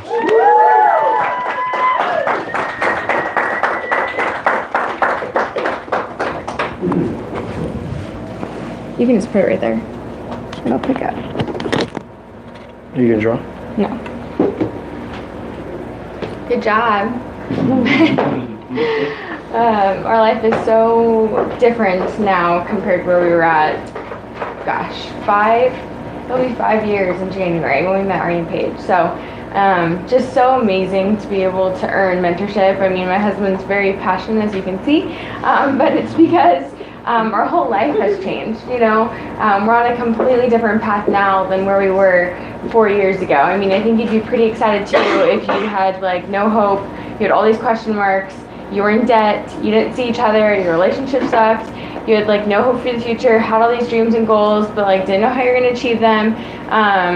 We're just living the average life, waking up every single day, hitting an alarm as much as you possibly could because you didn't want to, you know, go to work that day. And looking at our lunch break like, okay, almost we can make that 1 more hour and then we'll make it to lunch. And when you're doing that, you're you're wasting your life away. You're literally wishing that your life would go by faster. And you're wishing that it would just, you know, go by without you doing something great. And I just remember, gosh, that was us. And now it's where we are now. And granted, we're not in like a big mansion, but we have our time back. And that's like the most precious thing on the planet, is being able to choose what we want to do with who we want to do with and when we want to do it. You know, that's ultimate freedom, is being able to do what you want to do and not having somebody tell you what you have to do. And I try and explain freedom like this. It's when you were in 8th grade and you were so excited about the last day of 8th grade, and you were like, it was the first day of summer, and you like threw your backpack and threw your papers and you're like, screw school, never going back. And imagine that feeling, but being able to have a car and being able to have money. Yeah. Wow. Awesome. That's what freedom is, pretty much what I can like try to help you understand what freedom is, and it's the coolest thing ever. You love freedom. You truly do. Innately, you like thrive off of it. And that's why you're excited about holidays. That's why you're excited about days off. That's why you were excited about summer. And we get to do that every single day. It was my husband's birthday a couple weeks ago, and it didn't really feel like any day was different. Like, it didn't feel like it was a special day. Granted, we gave him some presents, but other than like him getting presents and opening up them, it looked like every other day. Us being able to wake up at the time we wake up because of our kids during our new alarm, but having our kids wake up when they tell us we're gonna wake up, which actually they sleep in. It's really nice. If you give kids the proper sleep that they actually like need for their brains, it's phenomenal. Our kids sleep 12 hours, 13 hours straight. They go to bed at 8:30, wake up the next day at 8:30, 9 o'clock. It's pretty phenomenal. We're very blessed. But I feel so blessed because we just woke up, we slept in, we got to hang out with our kids, we snuggled, we made awesome breakfast, we went and got breakfast burritos. We all took a nap, we hung out, went to dinner, and then we, chose to go out and impact people. And that was his birthday, and it's like, man, we get to do that every single day. And I think it's because we finally chose to start living. The reason why you celebrate your birthday is because hopefully you're celebrating because you were born to do something on this earth. Mm-hmm. You realize that's why you're celebrating your birthday, is because people are excited that you were born. And we want to give you presents because we're like, oh my goodness, thank you so much that you were born. But my real question is, are you really that excited that you were born? Like right now, do you know that you're living every single day and every single moment to your best? And I know that we are. And it's so awesome to have that feeling, to wake up every single morning and to not wish our time away, to know that we're waking up when we want to wake up and doing the things that we want to do and pouring into our kids because that's what they deserve. And if we were, God forbid, I know this isn't going to happen, but if this were to happen, like we were to know that we only have a month to live, I know that our life wouldn't change. That's pretty radical to say. Mm-hmm. Like maybe we'd go on like a little trip with our family, but besides that, like our life would change, would remain the same, because we're living every single day as if it's our last. We're living on purpose every single day. We're excited about every decision that we make. We're proud of who we are. We wouldn't all of a sudden be like, I need to do, and I'm not the person I thought I was going to be, blah, blah, blah, and I need to pour into my kids, and I need to do this. Our family gets to see us a lot because we're free. We have been doing amazing things with our kids and with ourselves, and we've prepared for a moment like that, if that were to ever had happened. God forbid it's not gonna happen. But I hope that tonight is like your midlife crisis moment. I hope tonight you walk into this room and you're like, okay, I'm gonna make a decision to change my life now. Regardless of what it is, I don't care what it is. Obviously it has to be legal and ethical. But if it's legal and ethical and it works, like why in the world would you not do it?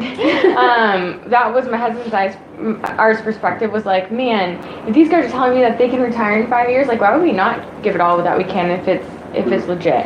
And then the fact that it comes with all this other amazing things, with principles and values and integrity and character, and women who look up to their husbands and respect them, and men who in reciprocate love their wives. I was like, with a Worldwide Dream Builders has less than a 2% divorce rate. I mean, that's phenomenal. In Orange County alone, there's 72% divorce rate. Like, that's nuts.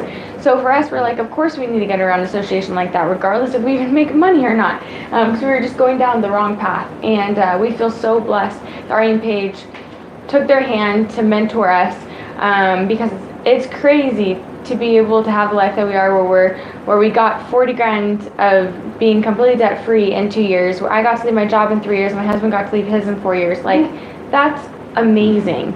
And the fact that we get to be with our kids, thank you, the fact that we get to be with our kids is unreal. And I just, I hope that you don't hear our hearts like boasting up here and that we're like, this is why we're hot, this is why you're not. Like, that's not what we're doing. We're just trying to share with you, our life sucked 5 years ago, and it is completely drastically different, because we've been able to have mentorship, and because we've gotten freedom, because we got rid of our jobs.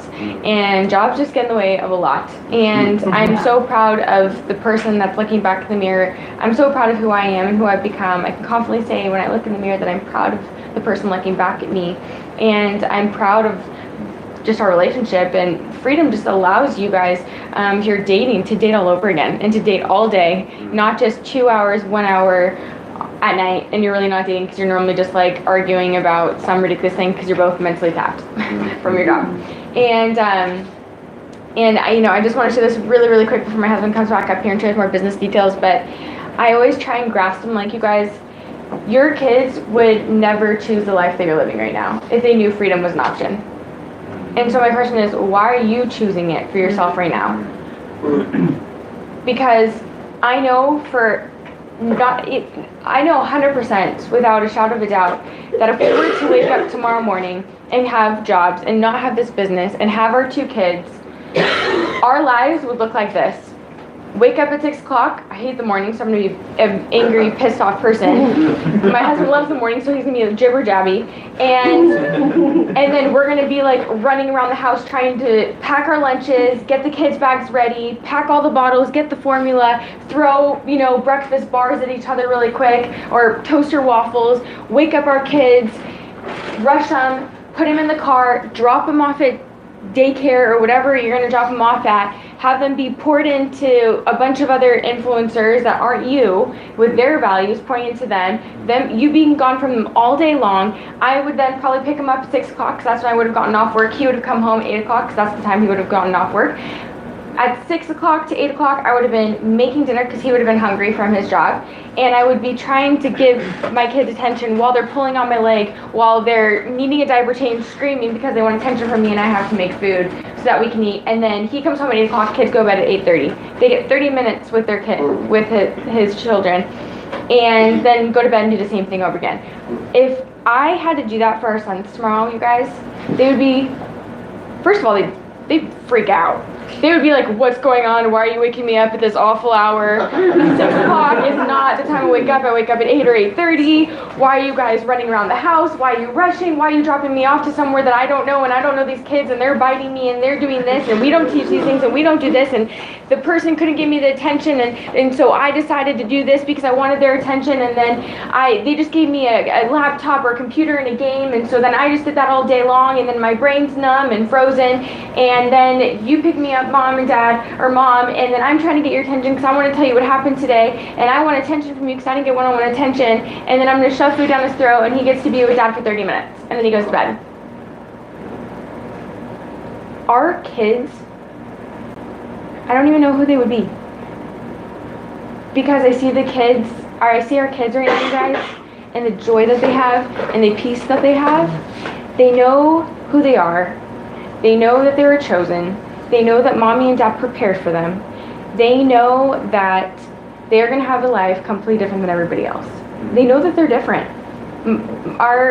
Clinton's brother came down this past week for Thanksgiving, and they're about 3-month age gap between his brother's son and our son. And he's completely different. And I understand different personalities, you guys, but I know exactly why he is the way that he is, and it's because he doesn't get the love and attention that he needs at home. He acted out literally all day on Thanksgiving, acted out the entire time, fussing, crying, yelling, throwing things. I think the reason why it's called Terrible Twos is because you're not there. Right. We call them the terrific twos. And because they are. It is so fun. Our kid maybe has one tantrum, and he like had a little tantrum today, but it was because he got a shot at the doctor, and I think he just, it was like an odd thing. We were both like, why is he like this? This is weird. And we're like, oh yeah, he got a shot today. He's probably kind of pissed off about that. And I was like, I'd be pissed too if I got shot in the leg. But they're so different. Our nannies, when they watch him at nighttime, we come home, they're like, they were angels. I don't know what you do to raise them, but you need to raise my kids when I have kids. I literally say it's bedtime, they don't throw a fuss, they grab their stuff, they go up to the room, they brush their teeth, they go in their room, they put on their PJs, they say, they give me a book, I read them a book, sing them a song, we do a prayer, and we go to bed. They put up no fuss, and they're the sweetest, nicest kids. They're always saying hi to everybody. They're constantly blowing kisses to people. He's so joyful. And it just blows my mind because I can't even imagine the kid that he would be if I had to do what I just explained a couple minutes ago. He would be a completely different person with a low self-image, not thinking that mommy and daddy really truly love him because he doesn't understand why you have to go to a job.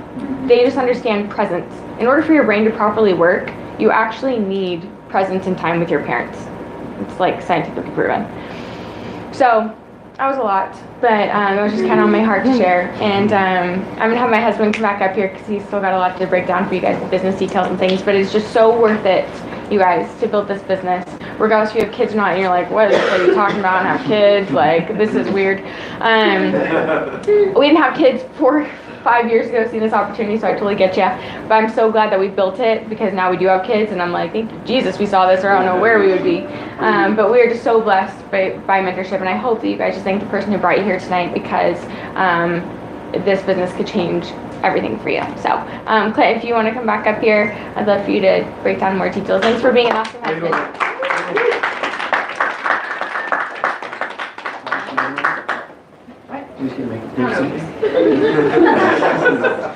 Fantastic lipstick.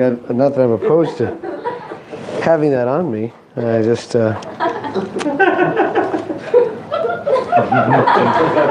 she's awesome. So grateful for you and everything you stand for. And it's amazing. You women have so much power, and when you choose to wield that power well, you equip your husband to do things he never thought he could do. And I never thought I'd be where I'm at today. I always wanted to be the man I am today, but I never thought I could actually get there. You know what I mean? And have my wife constantly, she was really good at tearing me down around this opportunity.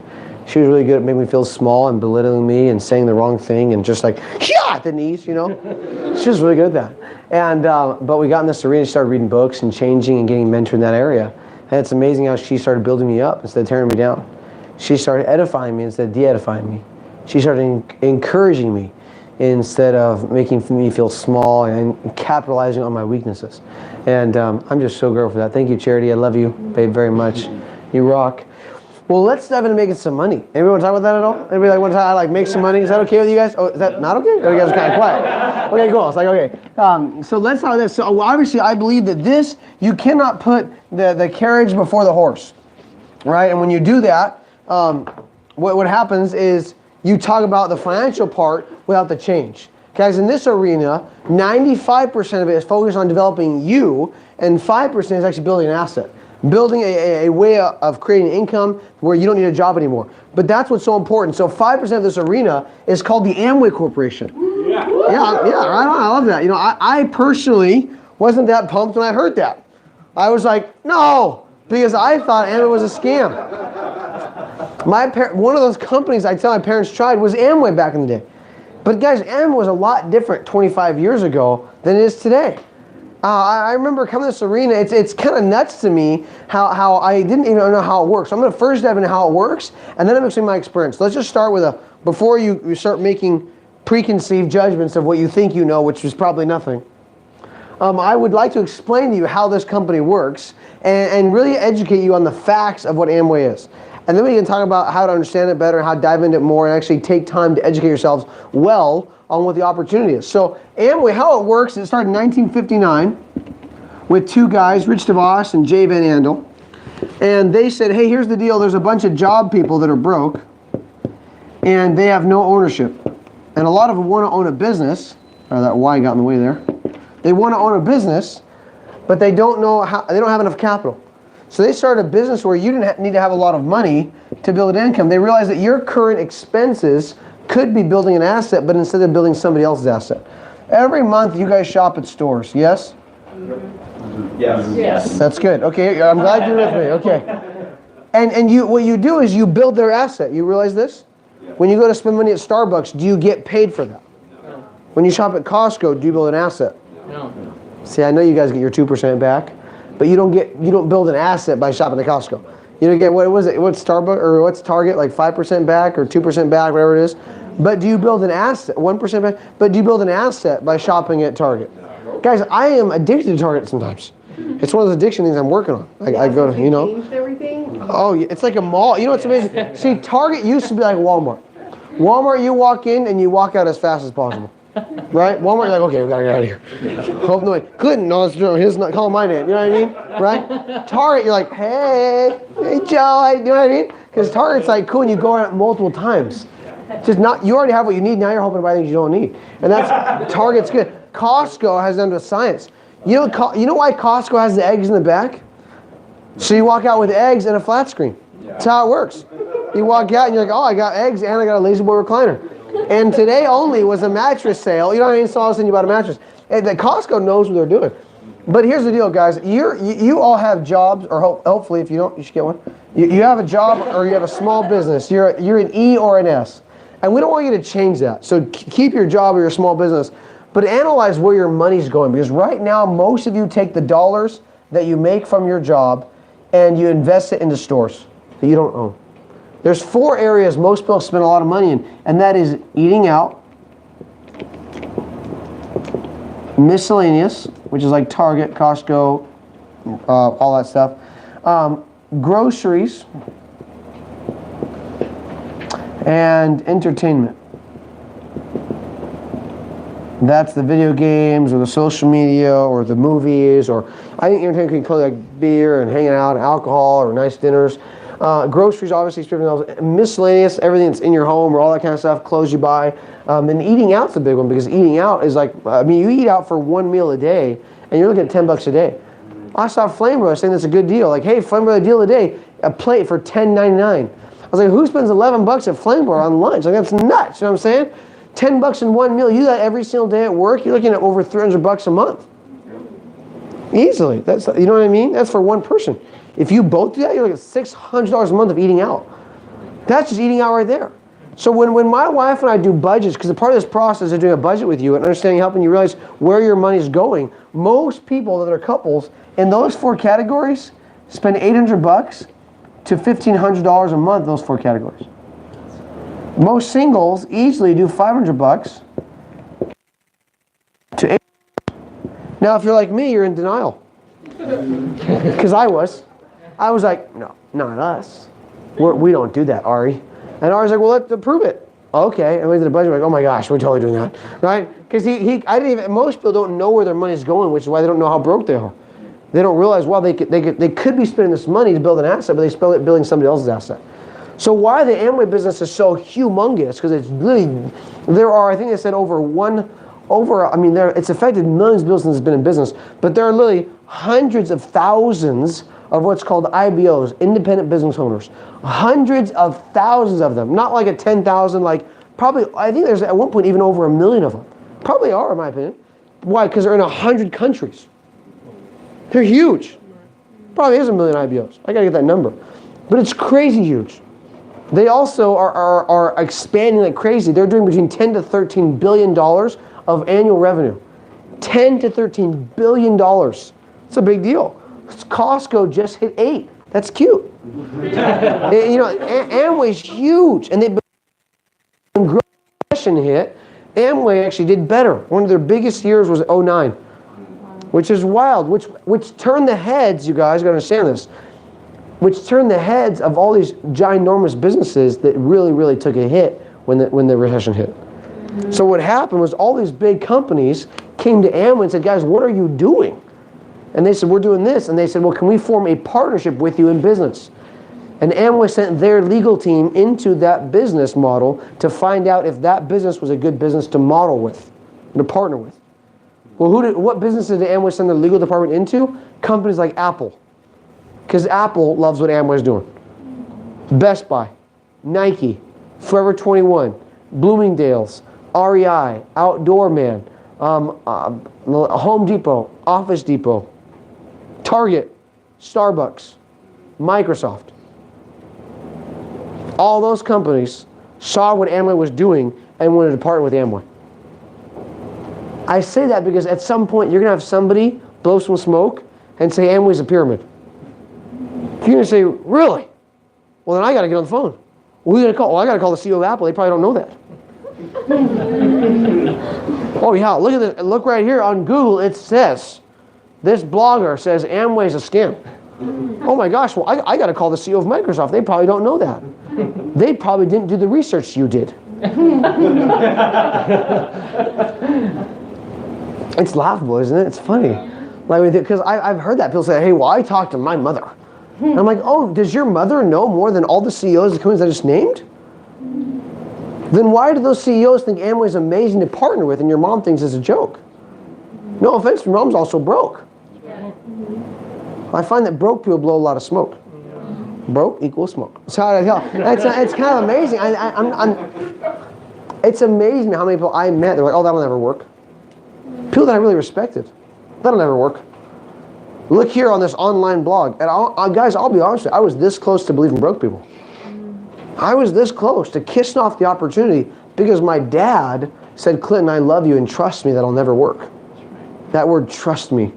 It was like, oh, I do trust my parents. I love my parents. But you know what I thought back to? I thought back to a talk like this and I said, well, I need to make decisions based off people giving me, or I need to make decisions based off the advice of people who have fruit on the tree. And if someone's giving me advice in an area they have no fruit on the tree in, I probably shouldn't take their advice. Right.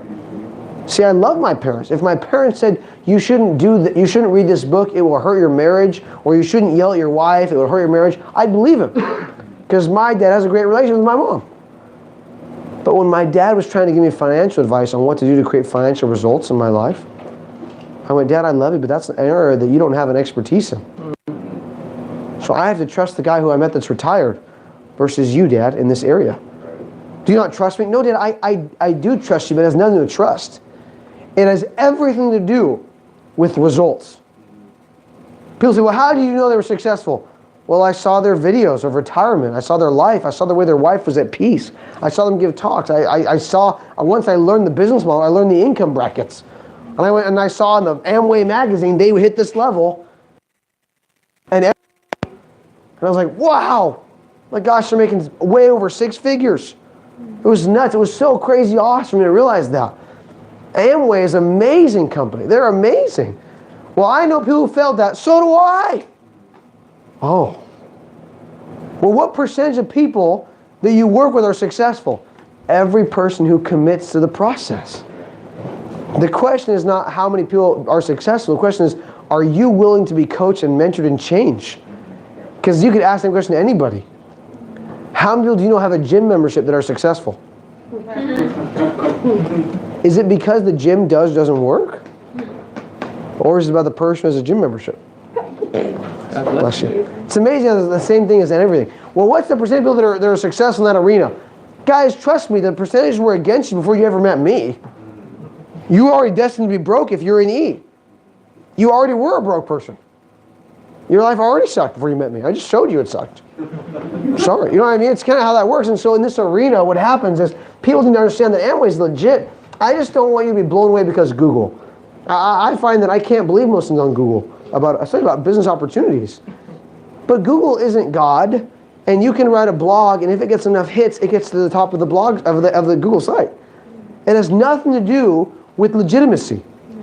I wish it was like that. I wish the first ones were on top because they were the most vetted, the most legit, the most accurate. They were the most regulated by legit sites. But in reality, it's like the most hits, the most clicks. You know what I mean? So I just don't want clicks to ruin your life. I don't want some website with the most clicks, you think it's legit because it has a lot of clicks.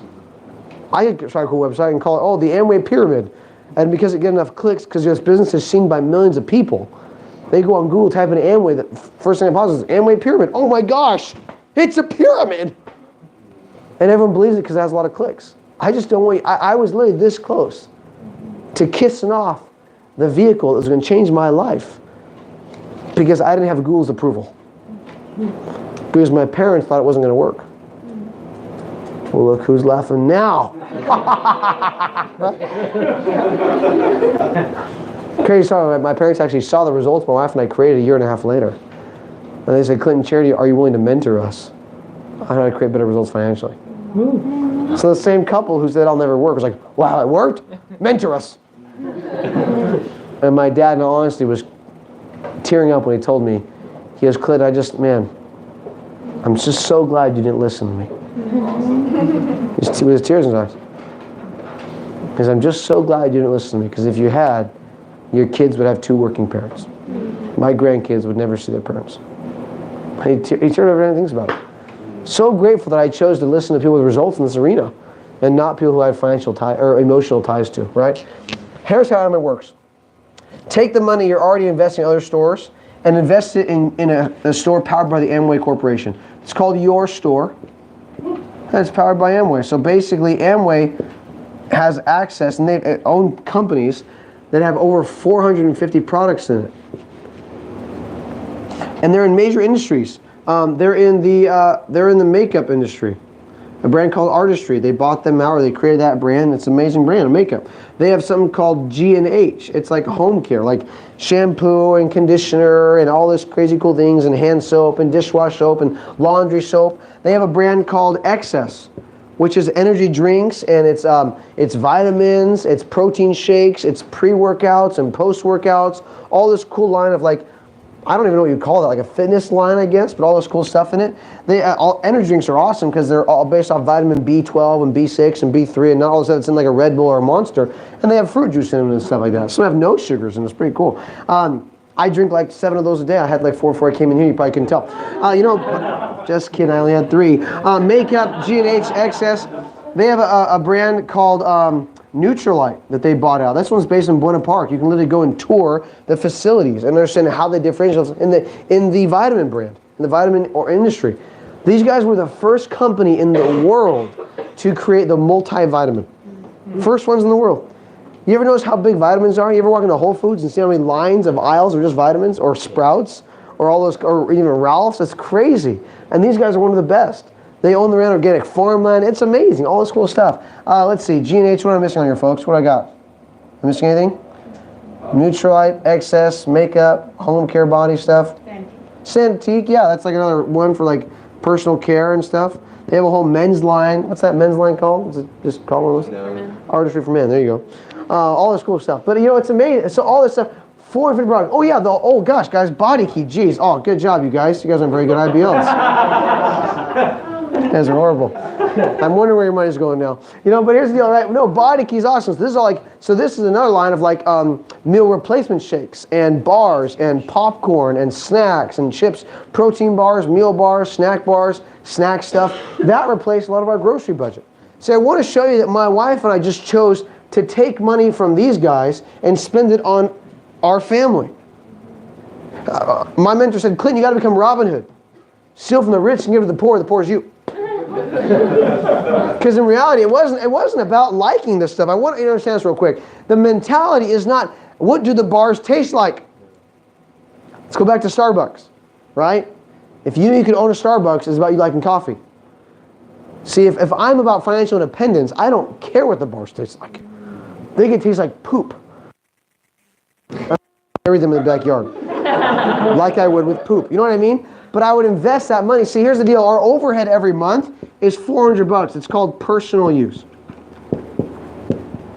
So $400 a month of personal use, it's not that. Use, $400 a month equals what's called 100 PV. I'm going to come back to PV in a minute, but basically the more PV, the more income. So you want more points. It's called point value. My wife and I chose to do $800 a month of personal use. Why? Because we were already spending that over here easily. We were more on this area, like $1,200 a month. So that equaled 200 PV. And the more PV, the more money. So let's keep going there. Personal use. I want you to understand this mentality for number one. I'm going to break down the mindset behind number one. It is not about what I buy. It is why I buy it. You should write that down if you knows. It is not about what I buy. It is why I buy it. Is there any opportunity behind Kind bars for you? Now, guys, I'll be honest. I didn't use any of this stuff when I got this business. I didn't drink energy drinks. I drank coffee and espresso. And Ari said, are you willing to change? I'm like, change? Not drink coffee? He goes, Clinton, I gotta be honest, bro. If you're not willing to cut out coffee and drink energy drinks for financial independence, you are not ready to become financially independent. Oh.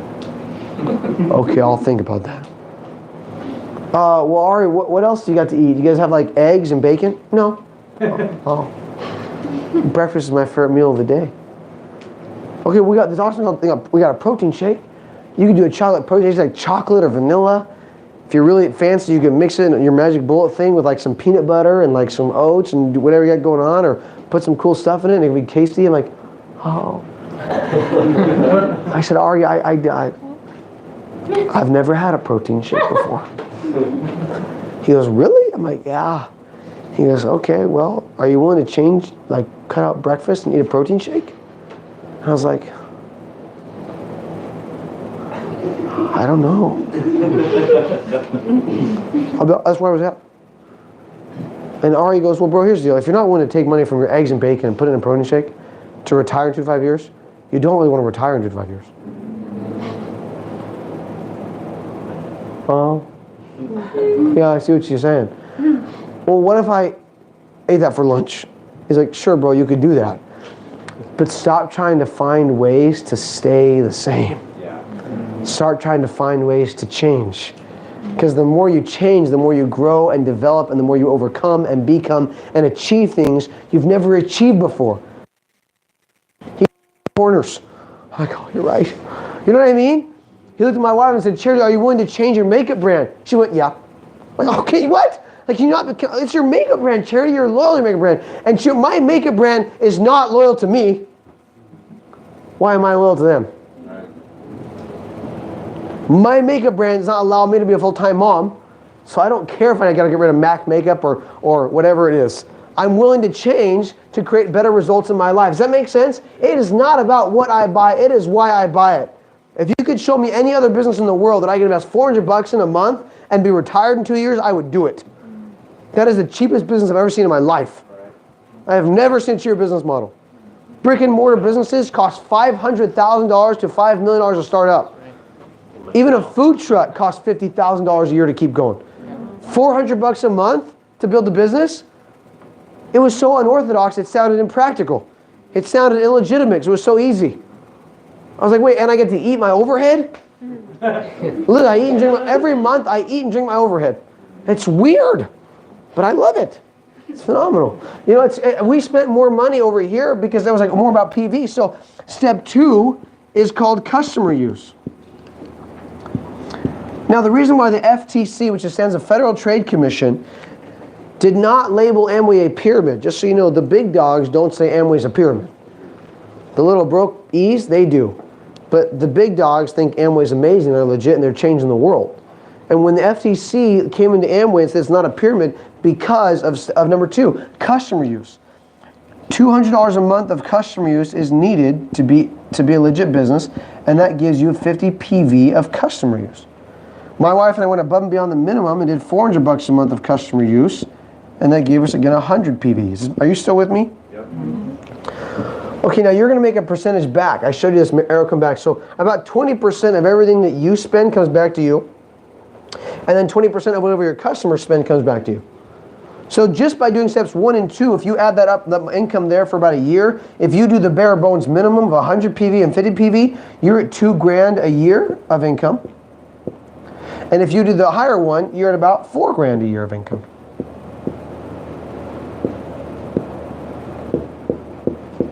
Just by changing your point of purchase and by getting a couple customers. Guys, what that means is you never learn how to talk to people. You never lead anybody through a process. You never give anybody the purple book. You never say hi to any stranger. You never talk to any friend or family member about an opportunity ever. You just live your life the same. You go and get maybe 2 to 3 customers. You go and change your point of purchase, and you're already making an extra $4,000 a year. How many of you would like to make $4,000 extra a year? Is that okay with you? Like if your tax return was $4,000 more next year than it was last year, would you be okay with that? A lot of you guys get pumped up about like $1,800 back. You get really excited about $2,000. Add $4,000 to that, you get more excited. You know what I'm saying?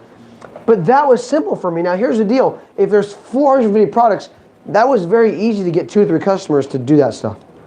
My grandma every month already went to Costco and bought vitamins and bought dish soap and bought laundry detergent and bought makeup, and my grandpa every month bought a case of energy drinks.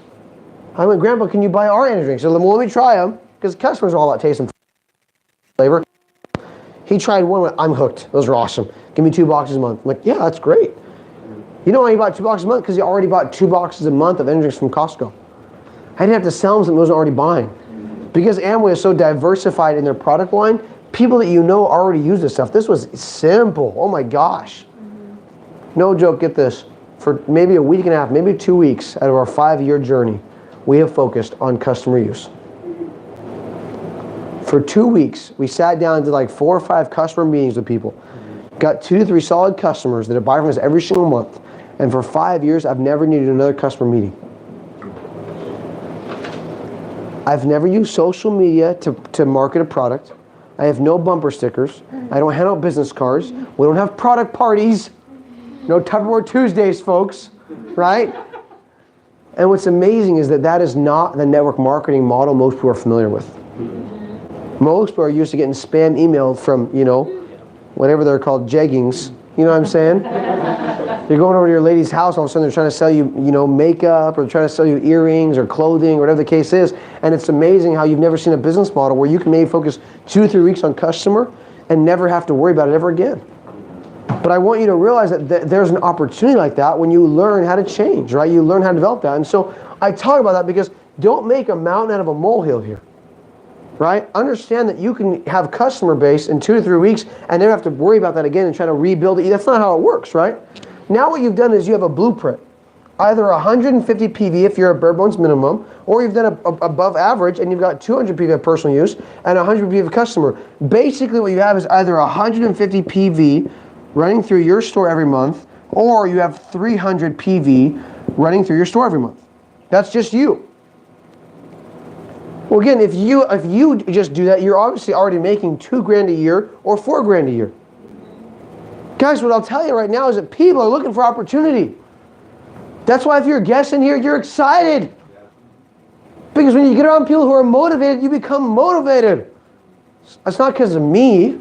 It's because you walked in here motivated. You already wanted to change. You already wanted to make more money. You wanted more time in your life.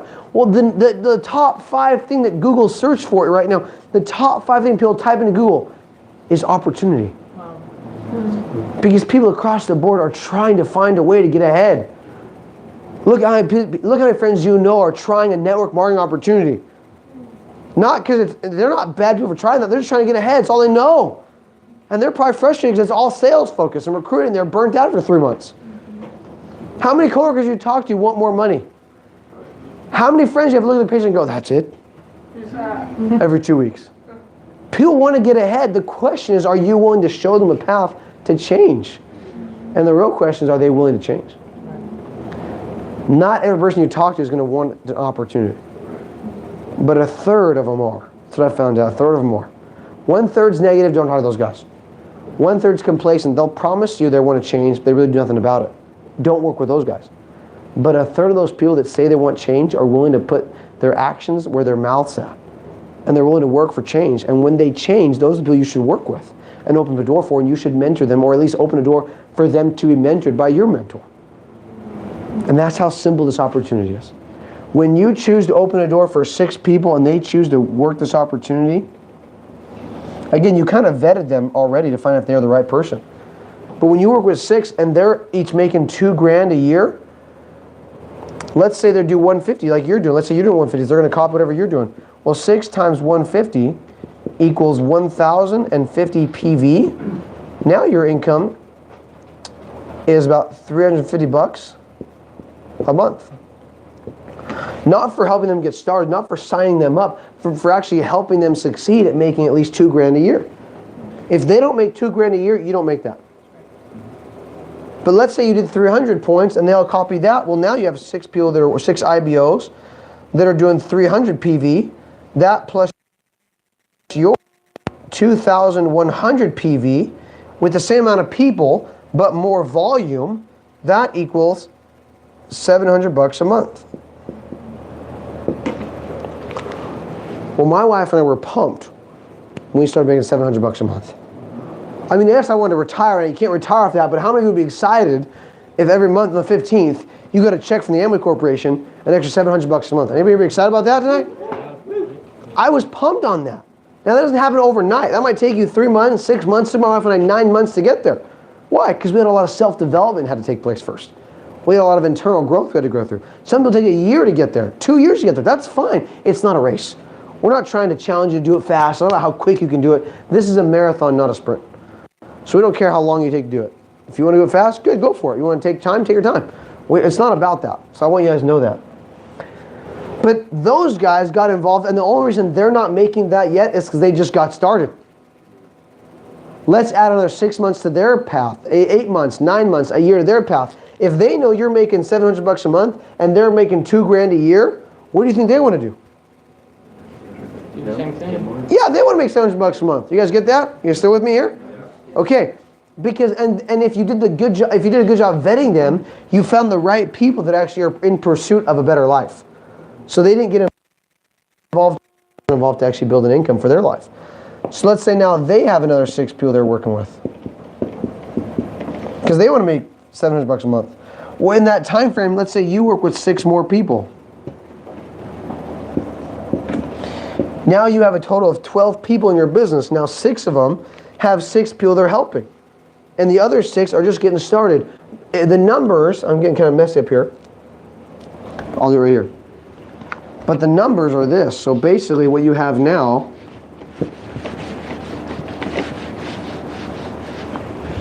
is now you have 48 businesses in your business.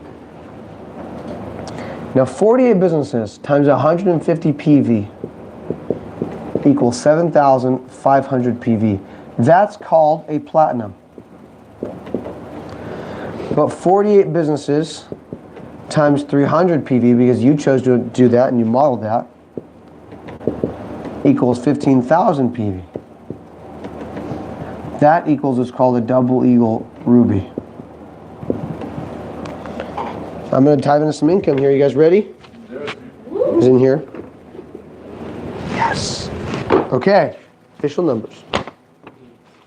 I want you to understand this. It took my wife and I, to work with 48 businesses, it took us 2 years to do that.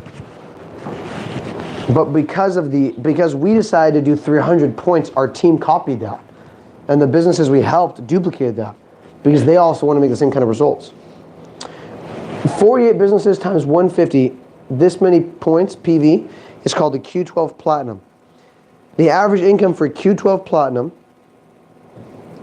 is $56,298. Would anybody like to add $56,000 of income a year to their income in the next 2 or 3 years? Would that help you out a bit? Because my wife and I ran 300 PV in our store with us purchasing and a couple more customers than the average person, when we had 48 businesses, we ran 300 points, and that equaled this PV, which meant 15,000 points, and that equals $120,000 a year.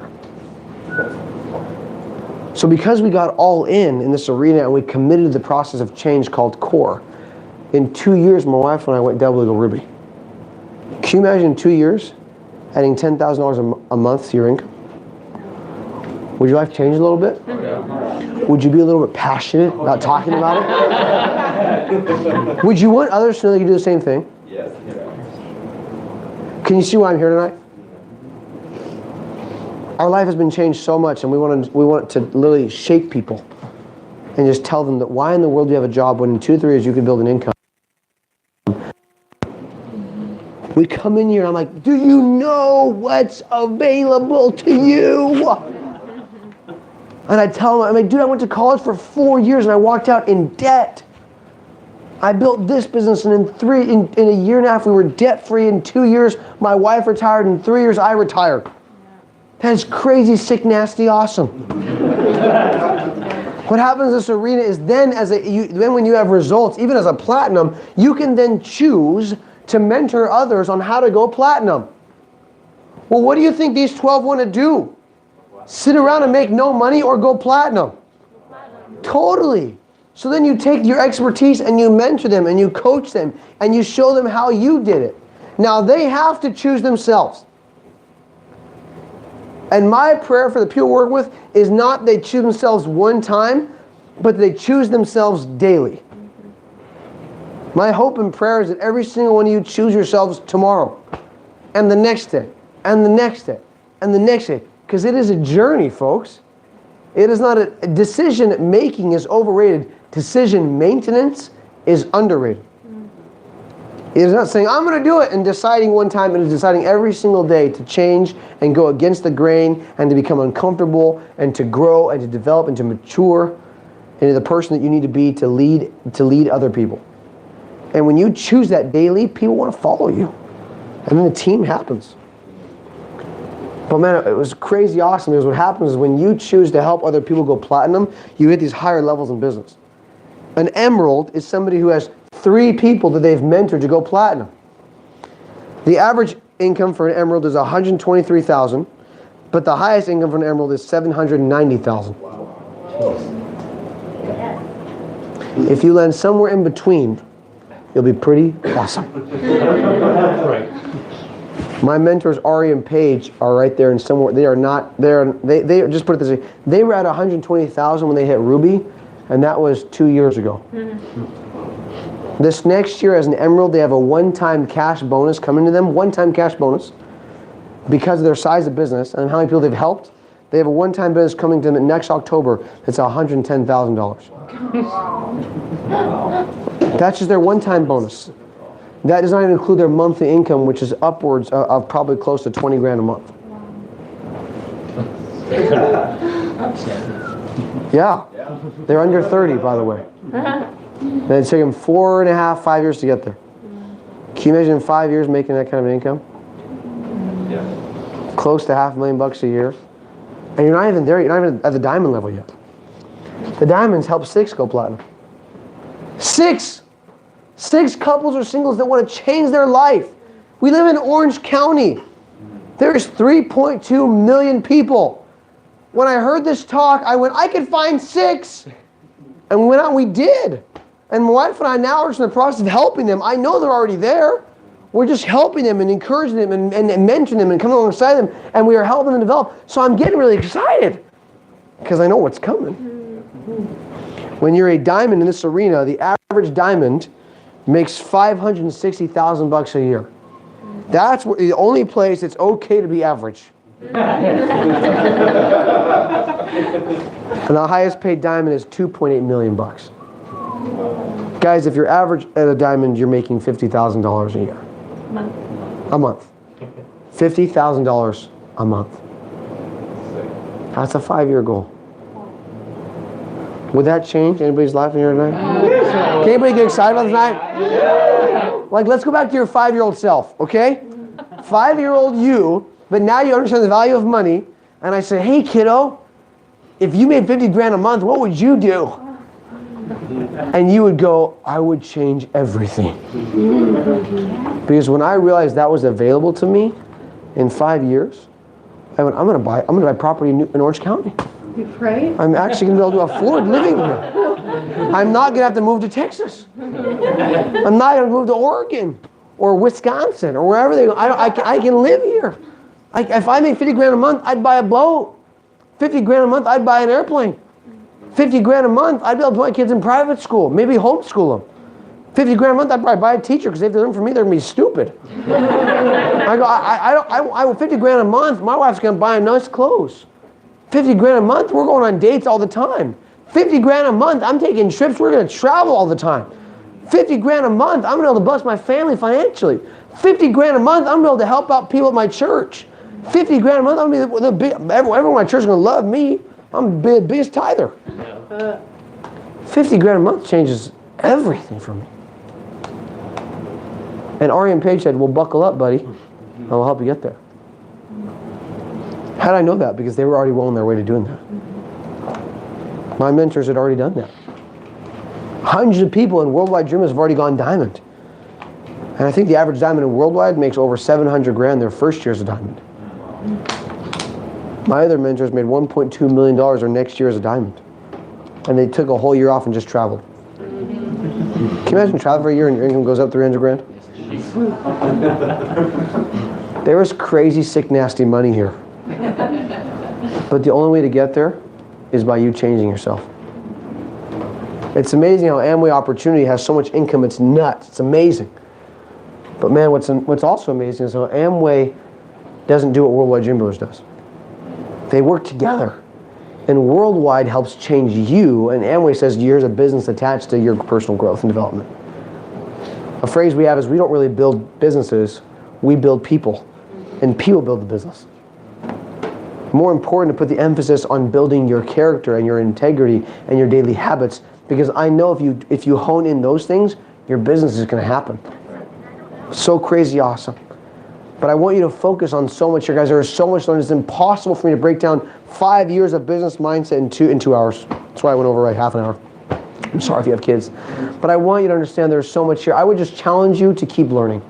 I would just challenge you to write down every question you have and ask it in your follow-up meeting.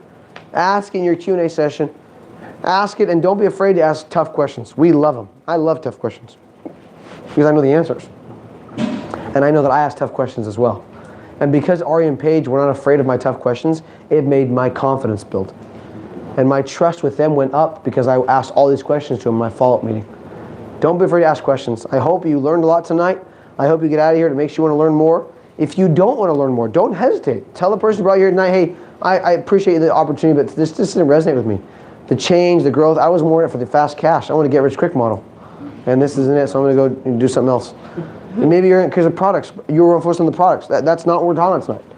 And I would challenge you entrepreneurs in here that if you have a guest in here who focuses on the products after this talk, you don't move forward because they didn't get it.